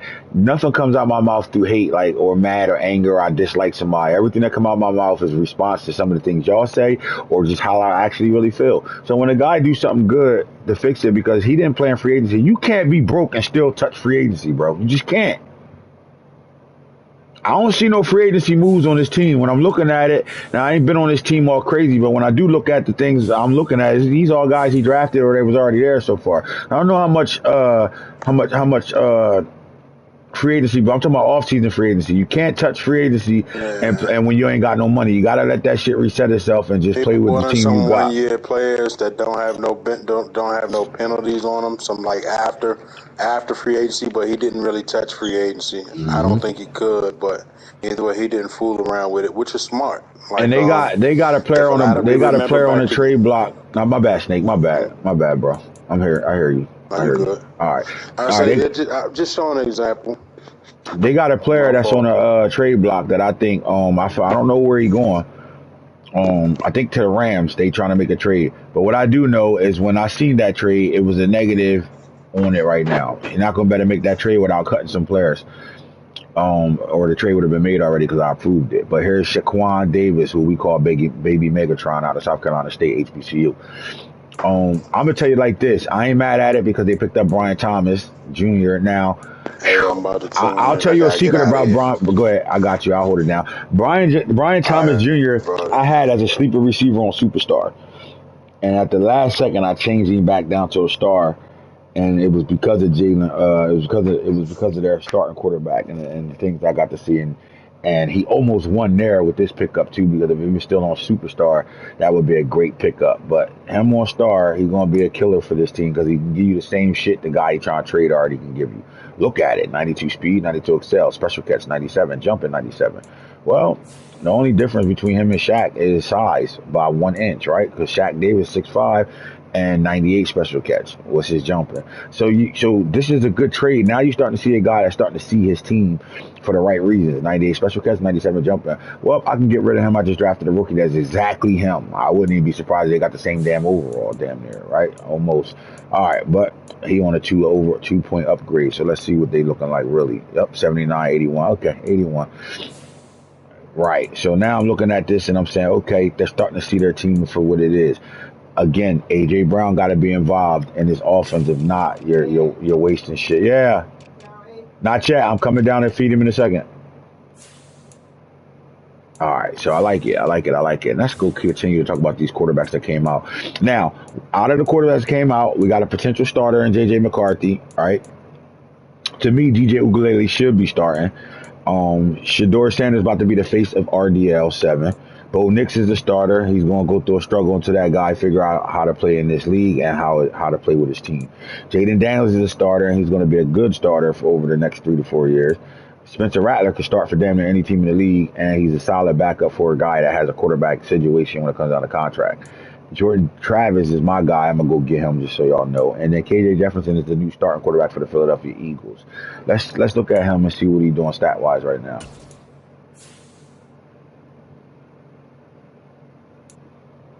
Can you be mad at 820 yards as a rookie, 7 for 7, 70% though? We like it, 9.3. Checking down like a motherfucker right now, but you expect that from a rookie quarterback. Only one fumble and 10 runs, 36 yards, 3.6. Want to get that better, but outside of that, we like the quarterback. So this is a good, solid quarterback right now. You just got to get, again, you better get A.J. Brown and Devontae Smith involved somehow, some way. All right, as you continue to go down, the next quarterback on the list to talk about is Drake May, and Drake May fell in the draft because Drake May should have been a first-round pick. Drake May fell in the draft. Drake May fell in the hand. If I'm Drake May, when I'm falling in the draft and the first round was over, and you're looking at your mom and you sit because you know he was in the green room. So you're looking at your mom and your girlfriend sitting right there, and she looking at the other guy that went in the first round like, shit, I'm about to get his number. And you just sitting there and you know you about to lose this girl and shit like that. I told this bitch I was gonna be in the first round. I'm in the second right now. We hope the second round go before I gotta go change my suit and shit and go from sitting looking dapper to just sitting with a fucking fitted hat on and sweatpants at my parents' house because we ain't get picked and shit. The commissioner walked over to him. Mrs. Goodell said, "Look, leave her. She gonna leave you. I'm telling you right now. Just I'm looking at her. She's staring at the guy that went in the first round." Right? She even staring at the guy that went before you in the second round. That guy right in front of you, that big black guy that's 240 pounds, big ass mountain. See him? That guy right there. She looking at him as lunch meat right now. So leave her, but don't leave the green room. Stay here. Trust me. Things always work out for guys like you. Drake May sitting there. Nobody paid attention to the Lions who built their quarterback to an X Factor, who was one of 3 coaches that built their quarterbacks to superstars or X Factors through breakout messages. Nobody saw that the Lions went from pick 29 to 5 in the draft. And to get there, they had to swap first with the Cowboys and give up a second round pick to even do that. And they sitting there at 5. And Drake May sitting there. And it's like, you know what? Let's go get this guy first and see what happens later on. With KJ Jefferson in mind, it's one of the teams that looked at KJ Jefferson as the guy that'll take over this franchise. And if KJ Jefferson goes, and you like, damn. But Drake May, who ran a 4.52, 4.55, 4.56, my bad, is sitting there. I have to go back to work, wrapping it up for the day. See you in a soon. All right, baby, I love you. 7:30, right? Or you want me to be there by 7:15?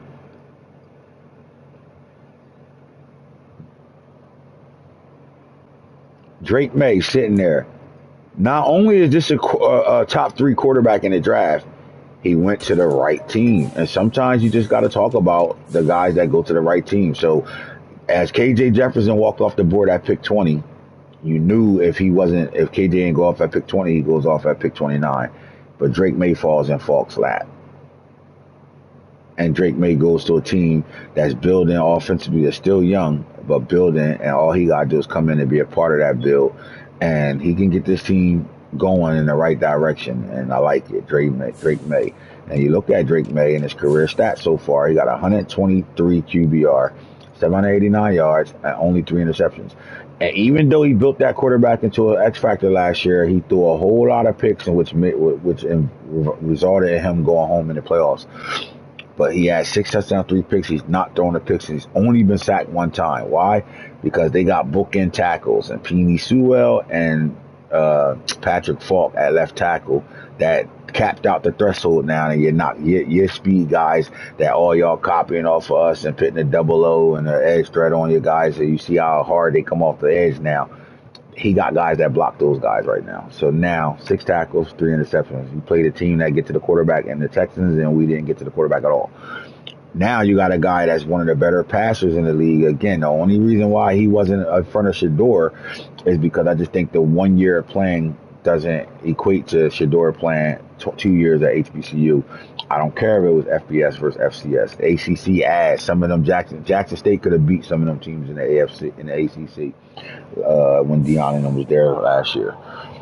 But Drake May, man, got the speed to take off and run or move the pocket, and got the arm to be able to be a guy. And he went to the right team. So you know now you're looking at a guy that is in this rookie class, that's a starting quarterback for the Lions, that's looking to be able to show them that they could do it again with another quarterback and get him up there and do some things with him. And not only that, they got a guy with 94 throw power and 92, 91, 90 across the board when it comes down to throwing the ball. He's already ready to go to a coach that can throw the ball really well. Simple as that. He's in a situation where he will win, and he will win now. And he will put the league on notice with this guy right now. So while you're about to watch a coach who built a quarterback already, build another quarterback the very next year. When some of you guys holding on to your guys that's already abilities and all that stuff, you got guys that they ain't scared to pull the trigger or do some shit and change it up and still do it again. Because Drake May will be an X factor before the year is out. I'm willing to put money on that.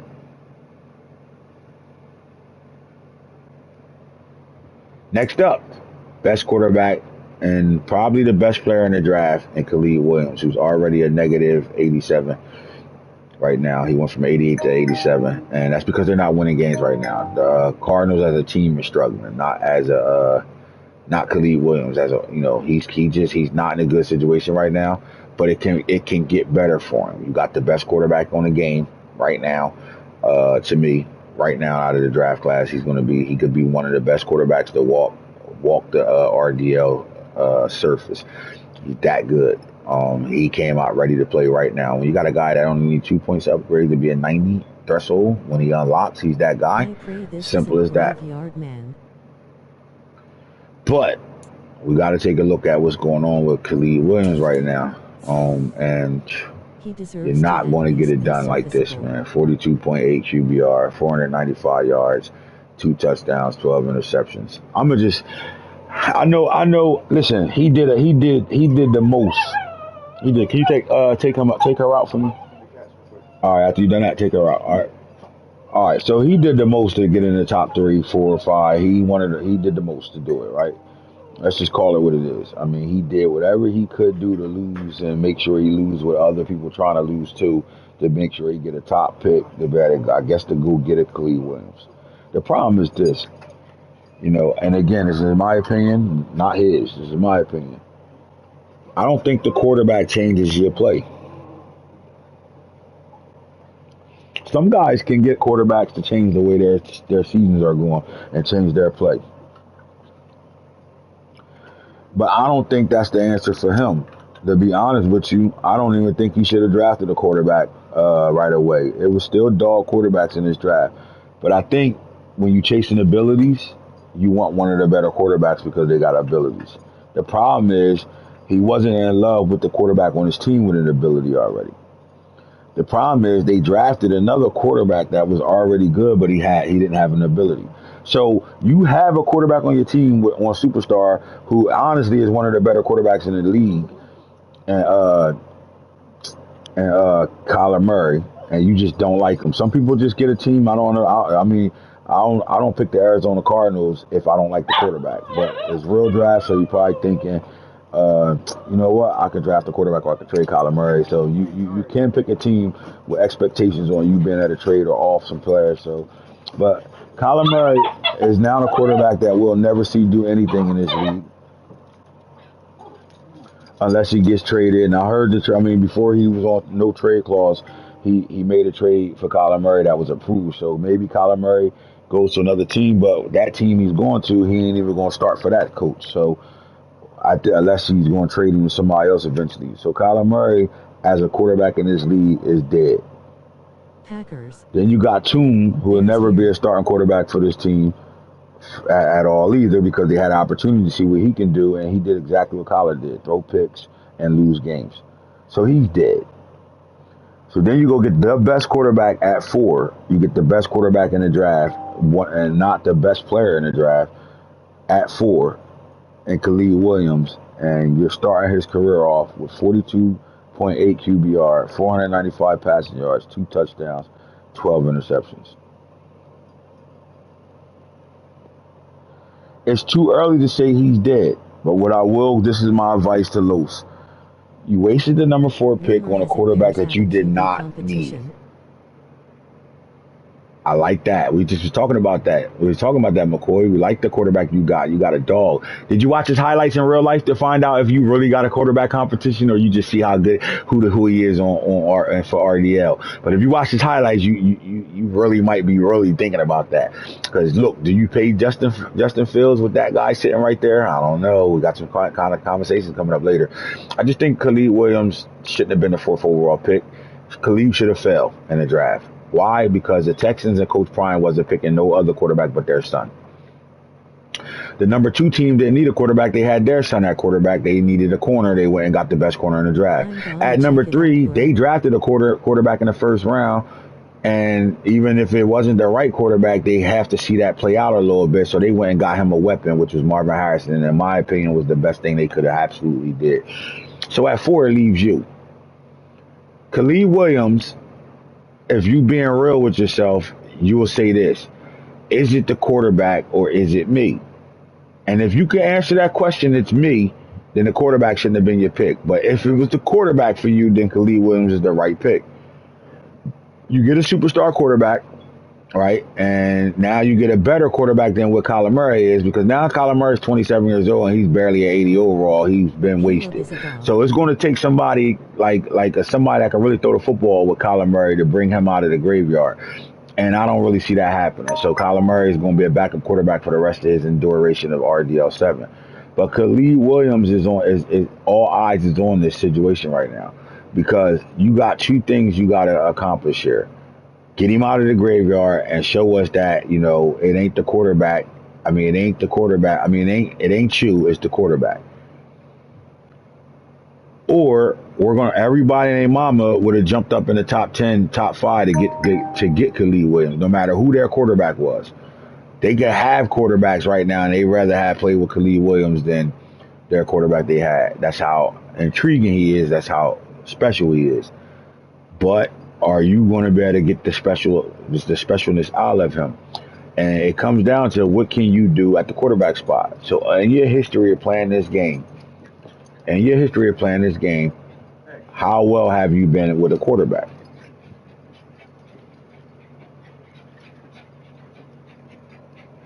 See, it's a big difference with me letting you. If you go back to the Game of Thrones league and the season we was in right now, right? And you go back to I'm on my show, bro. Calm them down, please. If you go back to the season and you look at every team quarterback in Game of Thrones, nobody doesn't have an X Factor quarterback. And that's the luxury of me helping guys out, giving guys situations. That's not going to happen in RDL7. So the only way Khalid goes to X Factor is by you getting him on the X Factor by breakout. Or you should have did what Michael Tillman did, Mike Lowry, which was trade for X Factor quarterback, and push yourself back in the draft and still have a first round pick and then build the rest of his team that way. Because if you're not going to get Khalid Williams or X Factor, then what are you doing right now? You had a guy that was willing to give you Bryce Young, and you wouldn't have lost your first round pick. He would have had to swap and give you something else to even get him, and I think he still would have did it to come get Khalid Williams. Now you got Bryce Young, who's the X Factor already, and you don't got to worry about trying to build a quarterback into an X Factor. You got an X Factor. Instead, you settled, did whatever you could do to stay at least 4, and got Khalid Williams. And right now, Khalid Williams is under 50% completion percent rating right now. He's at 43% as a completion thrower right now. And he only has 2 touchdowns to 12 interceptions, and he barely had 500 yards. Not a good look. So far, you missed because you got the best player in the draft, and he's not playing well at all. And granted, your first 2 games you playing against guys, and then that's the other part to it. You got guys in your division you got to play 2 times a year that really can play this game, and that really is going to try to put it on you because they're going to look at you as a stat game, and in that stat game, they want to build their players or overbuild players. So you got to fight against that. So before I would have picked the Khalid Williams, I would have picked the safety 6'5" James Williams, a linebacker, a cornerback, a D lineman, a pass rusher, anything else at 4 that would have helped me better than what Khalid Williams can help me, because I could have came back in the draft in the 3rd, 4th round and got a guy like the Jordan Travis, got a guy like Leary, Chris Leary, Leary for that's on somebody's backup team right now. It was a whole list of quarterbacks. It was a big time quarterback draft. The difference is star, superstar changes. I would have got Joe Milton in the 3rd round, 4th round on normal with that 97 throw power, with the speed you got at receiver over there, and fling that thing up and down the field on guys.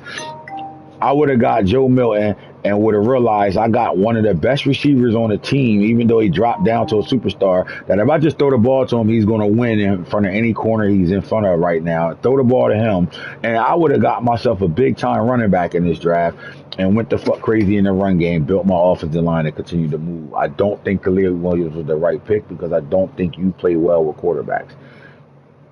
My opinion. So if I'm the Cardinals right now, I'm looking to rob somebody right now, and in that robbery, you will be within your sanity in doing so. Khalid Williams will get you anything you want right now. Not one thing, it will get you multiple things right now.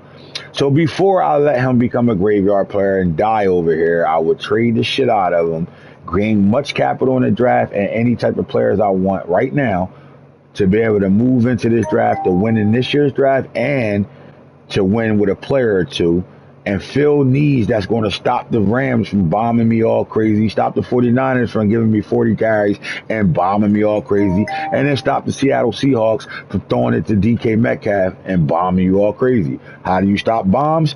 Coverage or pass rusher? I will shade the fuck out of Khalid Williams and go get everything I need and build my defense so these guys can realize that I got dogs on the edge that's going to stop you from play action and tapping that football and wait for your receiver to go 80 yards downfield. Simple as that. Khalid Williams ain't the answer for the Cardinals team.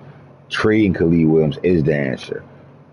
There's not nobody in this league that won't come get him. Nobody. You will make guys with starting quarterbacks right now have to figure out, wait, do I want Khalid, right? That's the power you got right now, but it's up to you to see that vision. Or you can do this, continue to do what you already been doing. And here's what you've been already doing. Let me go find him, because you traded him already, which was approved. Let's go see what he did.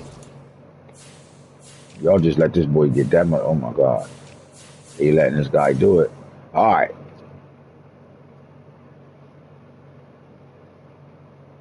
.59 QBR, 3,236 yards, 24 touchdowns, 45 interceptions, 43 sacks. And a lot of that was you was playing guys that was trying to lose just like you was. And because of that, you threw for 3,000 yards and 24 touchdowns. You're not playing guys that's trying to lose now. So good. I don't know how that's going to fare for you. So now you go look at the backup you got right now and go see what he looked like in the playing time he got when you was benching your quarterback to get so you can have a worse guy on your team playing quarterback so you can lose your games, right?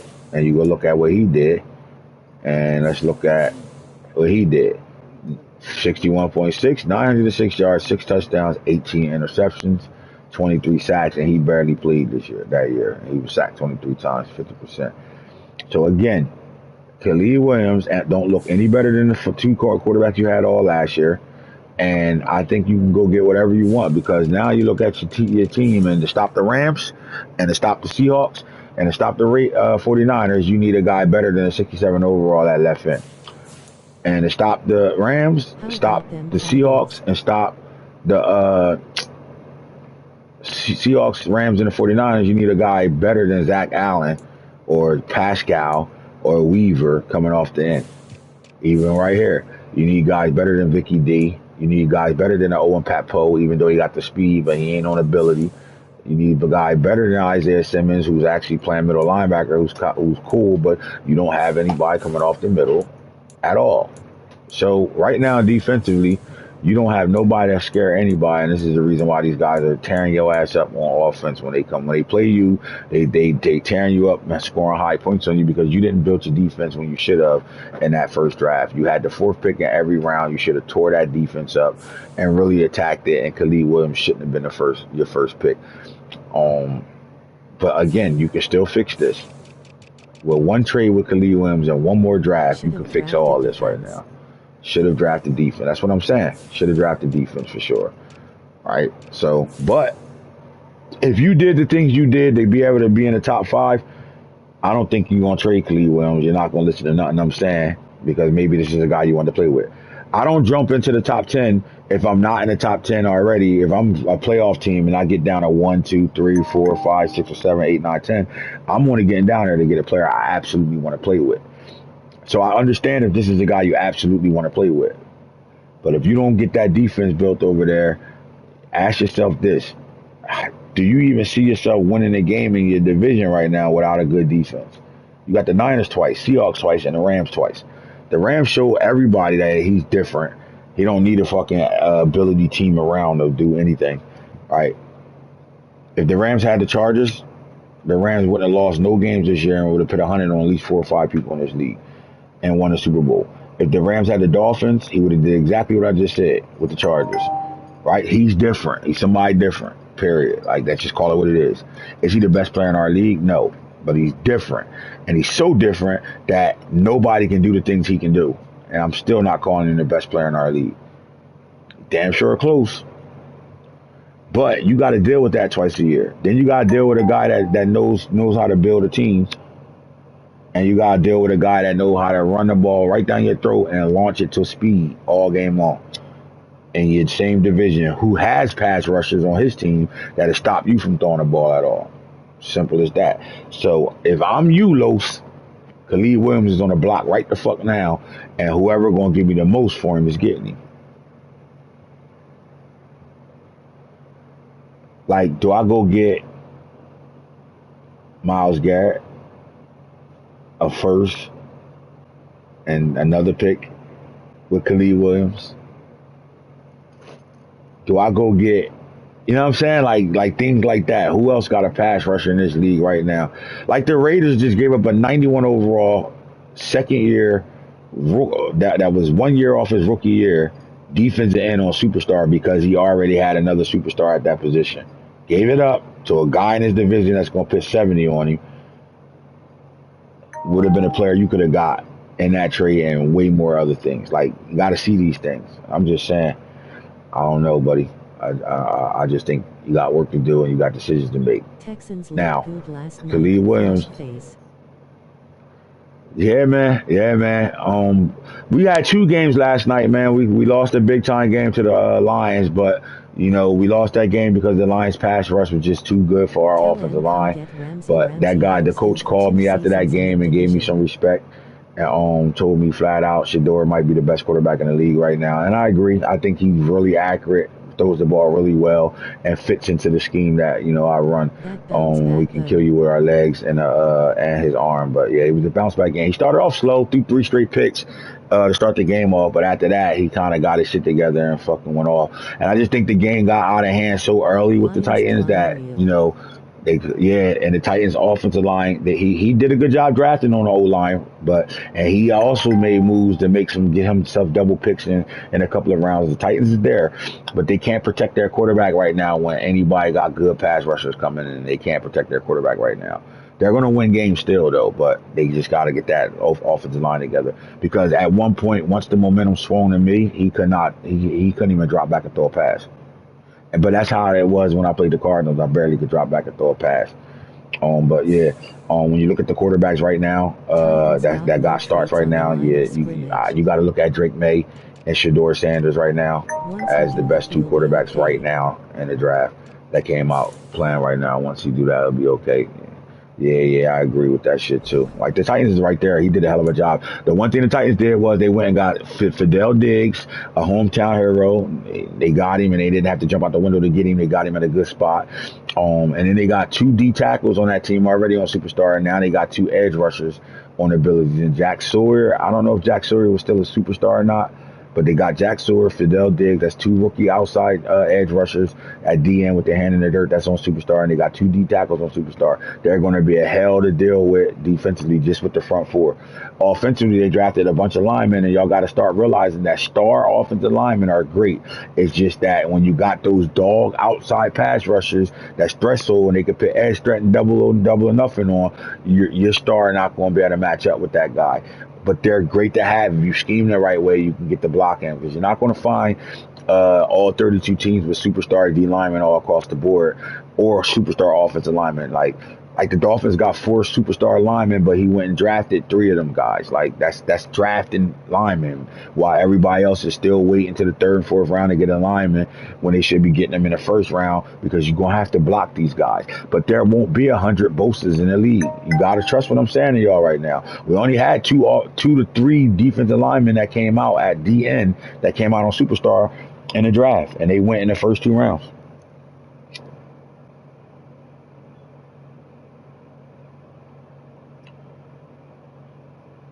So you guys got to get it right. There was literally only 1 superstar linebacker in the draft. Y'all got to understand that. So if you still hesitant on drafting a lineman when you should be drafting a lineman to fix your line right now, you fucking stupid. Because you're not going to get 7 linemen coming out every year on Superstar. It's not going to happen. But if you look at Shedeur over his 3 games so far, I mean, Shedeur is looking really good. I mean, 5 touchdowns, 2 picks. And again, the win over the Raiders. He threw 5 touchdowns and 2 picks, and then the loss to the Lions, and he had a hell of a job. But he got sacked 4 times, and he was hurried about 15, 20 times in that game. And both his picks was him getting hit, and a D lineman catching it for a touchdown, and him getting hit, and the cornerback taking it to the crib, or a linebacker or somebody took it to the crib, but it was him getting hit, and the ball barely going anywhere. Other than that, his IQ was really off the charts, and you could tell he'd been working with Tom Brady. His dad is Dion, and you understand that he got the training behind him. And then last night, he rebounded with a 5-touchdown performance, 3 interceptions. So he's thrown 5 touchdowns in every game he's played in his NFL career so far. Yeah, Shedeur balling right now. And then, like, not for nothing, the tight end is a problem, but he's falling in love with young Jimmy Horn right now. Why? Because he's been throwing to Jimmy Horn in college. So he's going to the guy that he's familiar with. And he has 15 catches, 402 yards, 7 touchdowns. So he's playing well for him right now. Then you look at Drake May. And you break down Drake May over his 3 games so far.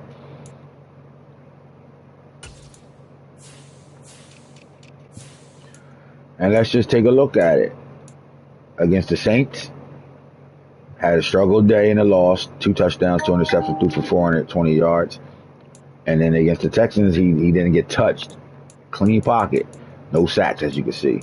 4 touchdowns on 1 INT, 131 QBR. He looked really good there, 17 for 27, 62%. And even against the Saints, he was 80%. So he like when you got a quarterback that you locked in on and you're not throwing the picks you was throwing in last year. I mean, 3 picks in 2 games ain't bad at all for a rookie. Drake May is playing special football right now. The other starting quarterback that I like to pay attention to is the Broncos and who they picked up and Jaden Daniels. I mean, Jaden Daniels is going to really play for this team. He's really unlocked to a star. And as you can see it over his first games, two touchdowns and a pick against the Seahawks win, 4-3 against the Steelers, and 1-5. And that's the Chiefs. And that Chief defense is really good over there. Them young secondary players are starting to grow up a little bit over there. And the Chiefs starting to look a little scary right now. Fellas, the quarterback play is going to be vital to your team. So let's take a look at everybody. Let's go to the Bears. And that's just the last conversation on the quarterback before I move on to another position. Let's look at it. When you look at the quarterback position, the Bears got Justin Fields. Justin Fields is on his way up on a contract right now. They picked up Michael Penix Jr., and you just heard the coach say it's a quarterback controversy. Why? Because they both 80 overalls. One is 25, one is 20. So there is a situation where Justin Fields is going to be playing football for somebody else right now. When you look at the throw power, they even across the board. Really, there's no separation in quarterback play with these two guys, right? But then you get the younger quarterback that's not going to cost you any money to help you build your team around that younger quarterback when Justin Fields is about to ask for a bag. And it might not be a big bag, but he's about to ask for a bag. So there is really a quarterback controversy here, and he did a good job in drafting a quarterback to be able to fix that issue right away. I like it. This team want to run the football. They did a hell of a job and go and get the fastest running back in the draft, and Chris Tyree. You're going to have to deal with this, man. Period. Period. Yeah, he got to get used to the left-handed quarterback. All right, the Bengals got Burrow. You know he's good. The Bills got Allen. Broncos got Daniels now, and then they about to lose this money on Russell Wilson, so they good there. The Browns got Deshaun Watson. I would say if they can't get it to go with Deshaun, he is 2-0 right now with Deshaun. So are they going to stay invested in him, or do they look for another quarterback? That's their question. You know, Malik Willis is the guy here. The Cardinals, y'all gotta stop labbing too, man. This shit's starting to get ridiculous.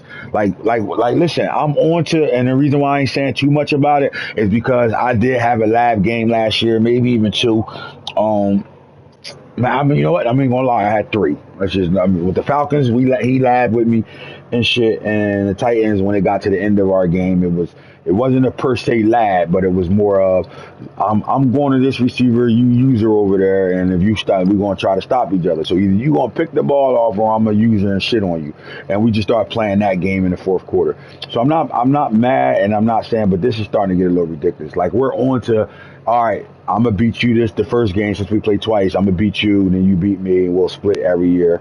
And in that game, we're going to motherfucking go crazy with our players to try to build or whatever. I don't like that no more, because at this point now, guys shouldn't even be on that type of time. You should be trying playing you are, because you're tainting who they are. And I think Malik Willis is in a good system, and so is Levis. They both in good situations, but it's just so mighty funny that when y'all play each other, y'all got 600 yards passing, down there 700 yards passing, and every last one of y'all receivers is 100-yard guys. When then you go play the Panthers the very next week, and you got 195 passing yards. Like, we got to get that shit out there. We got to stop doing that shit. Y'all got to play football. Eventually, y'all going to realize how much that's really hurting you. In the best division, where y'all splitting right now because y'all can as boys, but eventually that shit going to catch up to you, because the Falcons is getting better and the Panthers is getting better. It's going to catch up. Telling you now, that loss might be a game you should have won. We should have swept the motherfucker, and you didn't. You're going to catch up. And then, like, not for nothing, y'all too good of players to be doing that shit still. I can see if y'all was doing that shit for something else. Knock it off. Stop trying to build motherfuckers off each other. Knock it the fuck off. That's why your ass going home in the first round every year. And Antonio, you my guy, but come on. Knock it off. Knock that shit off. But I see Emeka Ibuka over here. I like that. But if I go into that game against the Saints right now, man, come on, man, knock it off. Yeah, 8 catches for 367 yards. All right, you can do this to Bo. Bo's still trying to figure out the game. You can do it to Bo. I get it. But then look, what happened when you ain't got a guy that ain't off that type of time. 1 catch, 8 yards. Knock it off. I'll go to your whole receiver stats in that Saints game. Everybody you wanted to shit it. Come on, man. Let's stop that shit. Because you got a great quarterback. I ain't gonna lie. I like the Malik Willis thing. And right now, is Malik Willis again? He went up to superstar. Who won? Who won in that trade? We always gonna come back to that. Cardinals. Chargers, Herbert, and a good backup and Spencer Rattler. I like it. Chiefs. Mahomes is Mahomes. Tyler Huntley's their backup. Don't let Mahomes go down. Knock on wood. Huntley, boy, Colts. Max Duggan is in his prove-it year. I think the Colts probably would be better off going to go trade for an X-Factor quarterback that's a little older. Just to have. I won't give up on Max Duggan, but I will go get another quarterback if I can. That's already a built quarterback, but you got to go ahead and play with Max Duggan. He's a first-round quarterback. You got to see that play itself out. Commanders, Amari Braxton is the guy over here. They're going to ride that out and figure out why they were winning or losing games. Simple as that. The Cowboys upgraded Zach Wilson, and the Cowboys winning ball games because of Zach Wilson. But meanwhile, Dak Prescott is on X Factor sitting over here waiting for somebody to come get to be their bridge quarterback for a couple of years. But Zach Wilson is the reason why Mike is living on an emotional high right now. You feel me? Mike is comfortable right now because he got a big time win in his division. Now he followed that up with a big time loss in the division, but I think the Cowboys are going to play better football because you're dealing with a team that got an X Factor quarterback. Not too many teams got X Factor quarterbacks, and let's not act like an X Factor quarterback can't change the situation in the game. Dolphins, Bryce Young, best young quarterback in the league. Eagles, I love it. They go get him. They can get rid of him and save some bread here. I like it. All right, Falcons, they got Desmond Ridder, who's been playing good since the sim season, so they're solid there as well. 49ers, Trey Lance, they just want to get him built onto an ability right now. Trey Lance is still chilling on a star. They want to get him built to a ability, but he's playing around a good roster, and he's a playoff contender for sure. Giants, Malik Cunningham, they still got to figure out who he is. They're already 85 overall, down arrow, so he's probably higher overall than that. Jaguars, Trevor Lawrence is the guy over here. He played in the playoffs last year, and they got a solid backup. Jets, Tanner Morgan, and then Sam Hartman, who I know for a fact was the guy that y'all go watch the highlights. This guy played really well for Wake Forest, and he played really well all 4 years. And I think he was a quarterback that was on QB1 in the YouTube series and shit. Like, he's a guy. He's a big time guy. He transferred from Wake Forest to Notre Dame, and I just think he's going to have a really good year. And I put him on superstar because he belongs on it, in my opinion. All right, Lions, Drake May, we already know. They got Kyler Murray over here, and they got Daniel Jones. Like, niggas just let him go tear free agency up. When I played this team yesterday, I was like, every time I turned around, it was a big name on the team that was like, goddamn. Like not only is he young, he went and put his team filled with a whole bunch of veterans, young players, all types of shit that's really dogs, and now he just gave him a complete roster right now, and man, how? I don't get it. Anyway, Packers, Hooker, Love, can't do shit. Panthers, Mac Jones, and I like Jordan Travis. I'm even trying to trade for Jordan Travis, to be honest with you. He's a dog.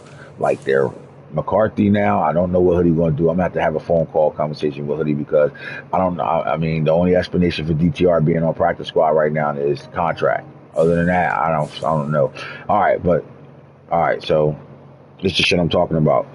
All right, so look, Mike, that's his first warning right now. You know I noticed who the quarterback is, so I'm going to change his name back. All right, but if this guy changing names in the league, Gary, get the fuck out the league. Simple as that, bro. Don't, like, now I got to go through your whole team and shit on my show, and I don't want to do that. What the fuck, bro? Don't change the name in my fucking league, bro. That's your last warning right there. Don't do that shit. You change anybody's name in this league, you going to get kicked out the league. Simple as that. Now, who the fuck was this quarterback again? Tanner McGee.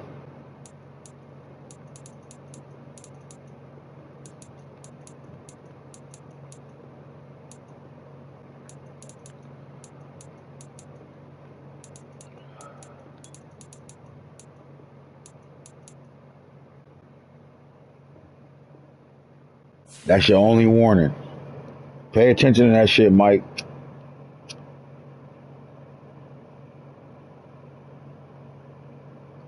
So I'll explain myself once more. In real draft, you are not allowed to change anybody's name. Nobody. Real players that already come on the game or anybody that come out my draft class. They are real players. These guys are real players. Their player likeness is built off of me watching film and doing my homework on these guys. Do not touch names in my league. If you touch names in my league and change them, you will be removed from the league. It's that simple. Rams. They got their boy, Davis Richardson. Look, I like this. You know the Rams can take a quarterback and make him into an all-world. They did it with Daniel Jones. But now they got a guy you actually want to play with, a guy from his actual school. HBCU champion. He a bowl game champion. North Carolina Central, they knocked Jackson State off in a championship game last year. And he's returning in real life to be a dog. Now, I like him. He's more like, to me, like a Steve Aaron McNair in a sense. Big body guy that's a strong country ass nigga that's strong and can throw the ball. He can throw the ball pretty solid. Not one of the best throwers, but he can throw the ball adequate enough. And he's definitely a dual threat guy that can kill you with his legs. He playing with the guy he go to war with every day in real life that he blocked for. He's his center. And he actually blocks for this guy. So their connection is serious because he hikes the ball to him every play in real life. And both of them have an opportunity to play in some type of pro football, whether it's XFL, CFL, or NFL. Davis Richardson will continue to play after college, and T going to the league, just so y'all need to know. Already getting a second round grade right now, so think about that. Ravens, Lamar Jackson is signed. They got their guy. Saints, Will Levis is the guy over here for sure. Seahawks, Matt Corral is the guy for right now. I don't know how long he'll be the guy, but he's the guy for right now. Steelers, I think DJ Ugalele should be the starting quarterback over here over Kenny Pickett. That's my opinion. Texans, Shador Sanders and Quentin Ewers. Yeah, Mom. Yeah. Anthony Richardson, dog. We love Anthony Richardson. The more he develops into abilities, it's going to be even a bigger problem. CJ Stroud is the starter right now. We need to see better football out of him. And then Joe Mixon is a good backup to have. That's the league. That's the show. And here's the franchise guru. We'll catch you on the next show. We'll talk about these running backs that came out the draft. Other than that, we're out of here. I'll at you and I'll at you.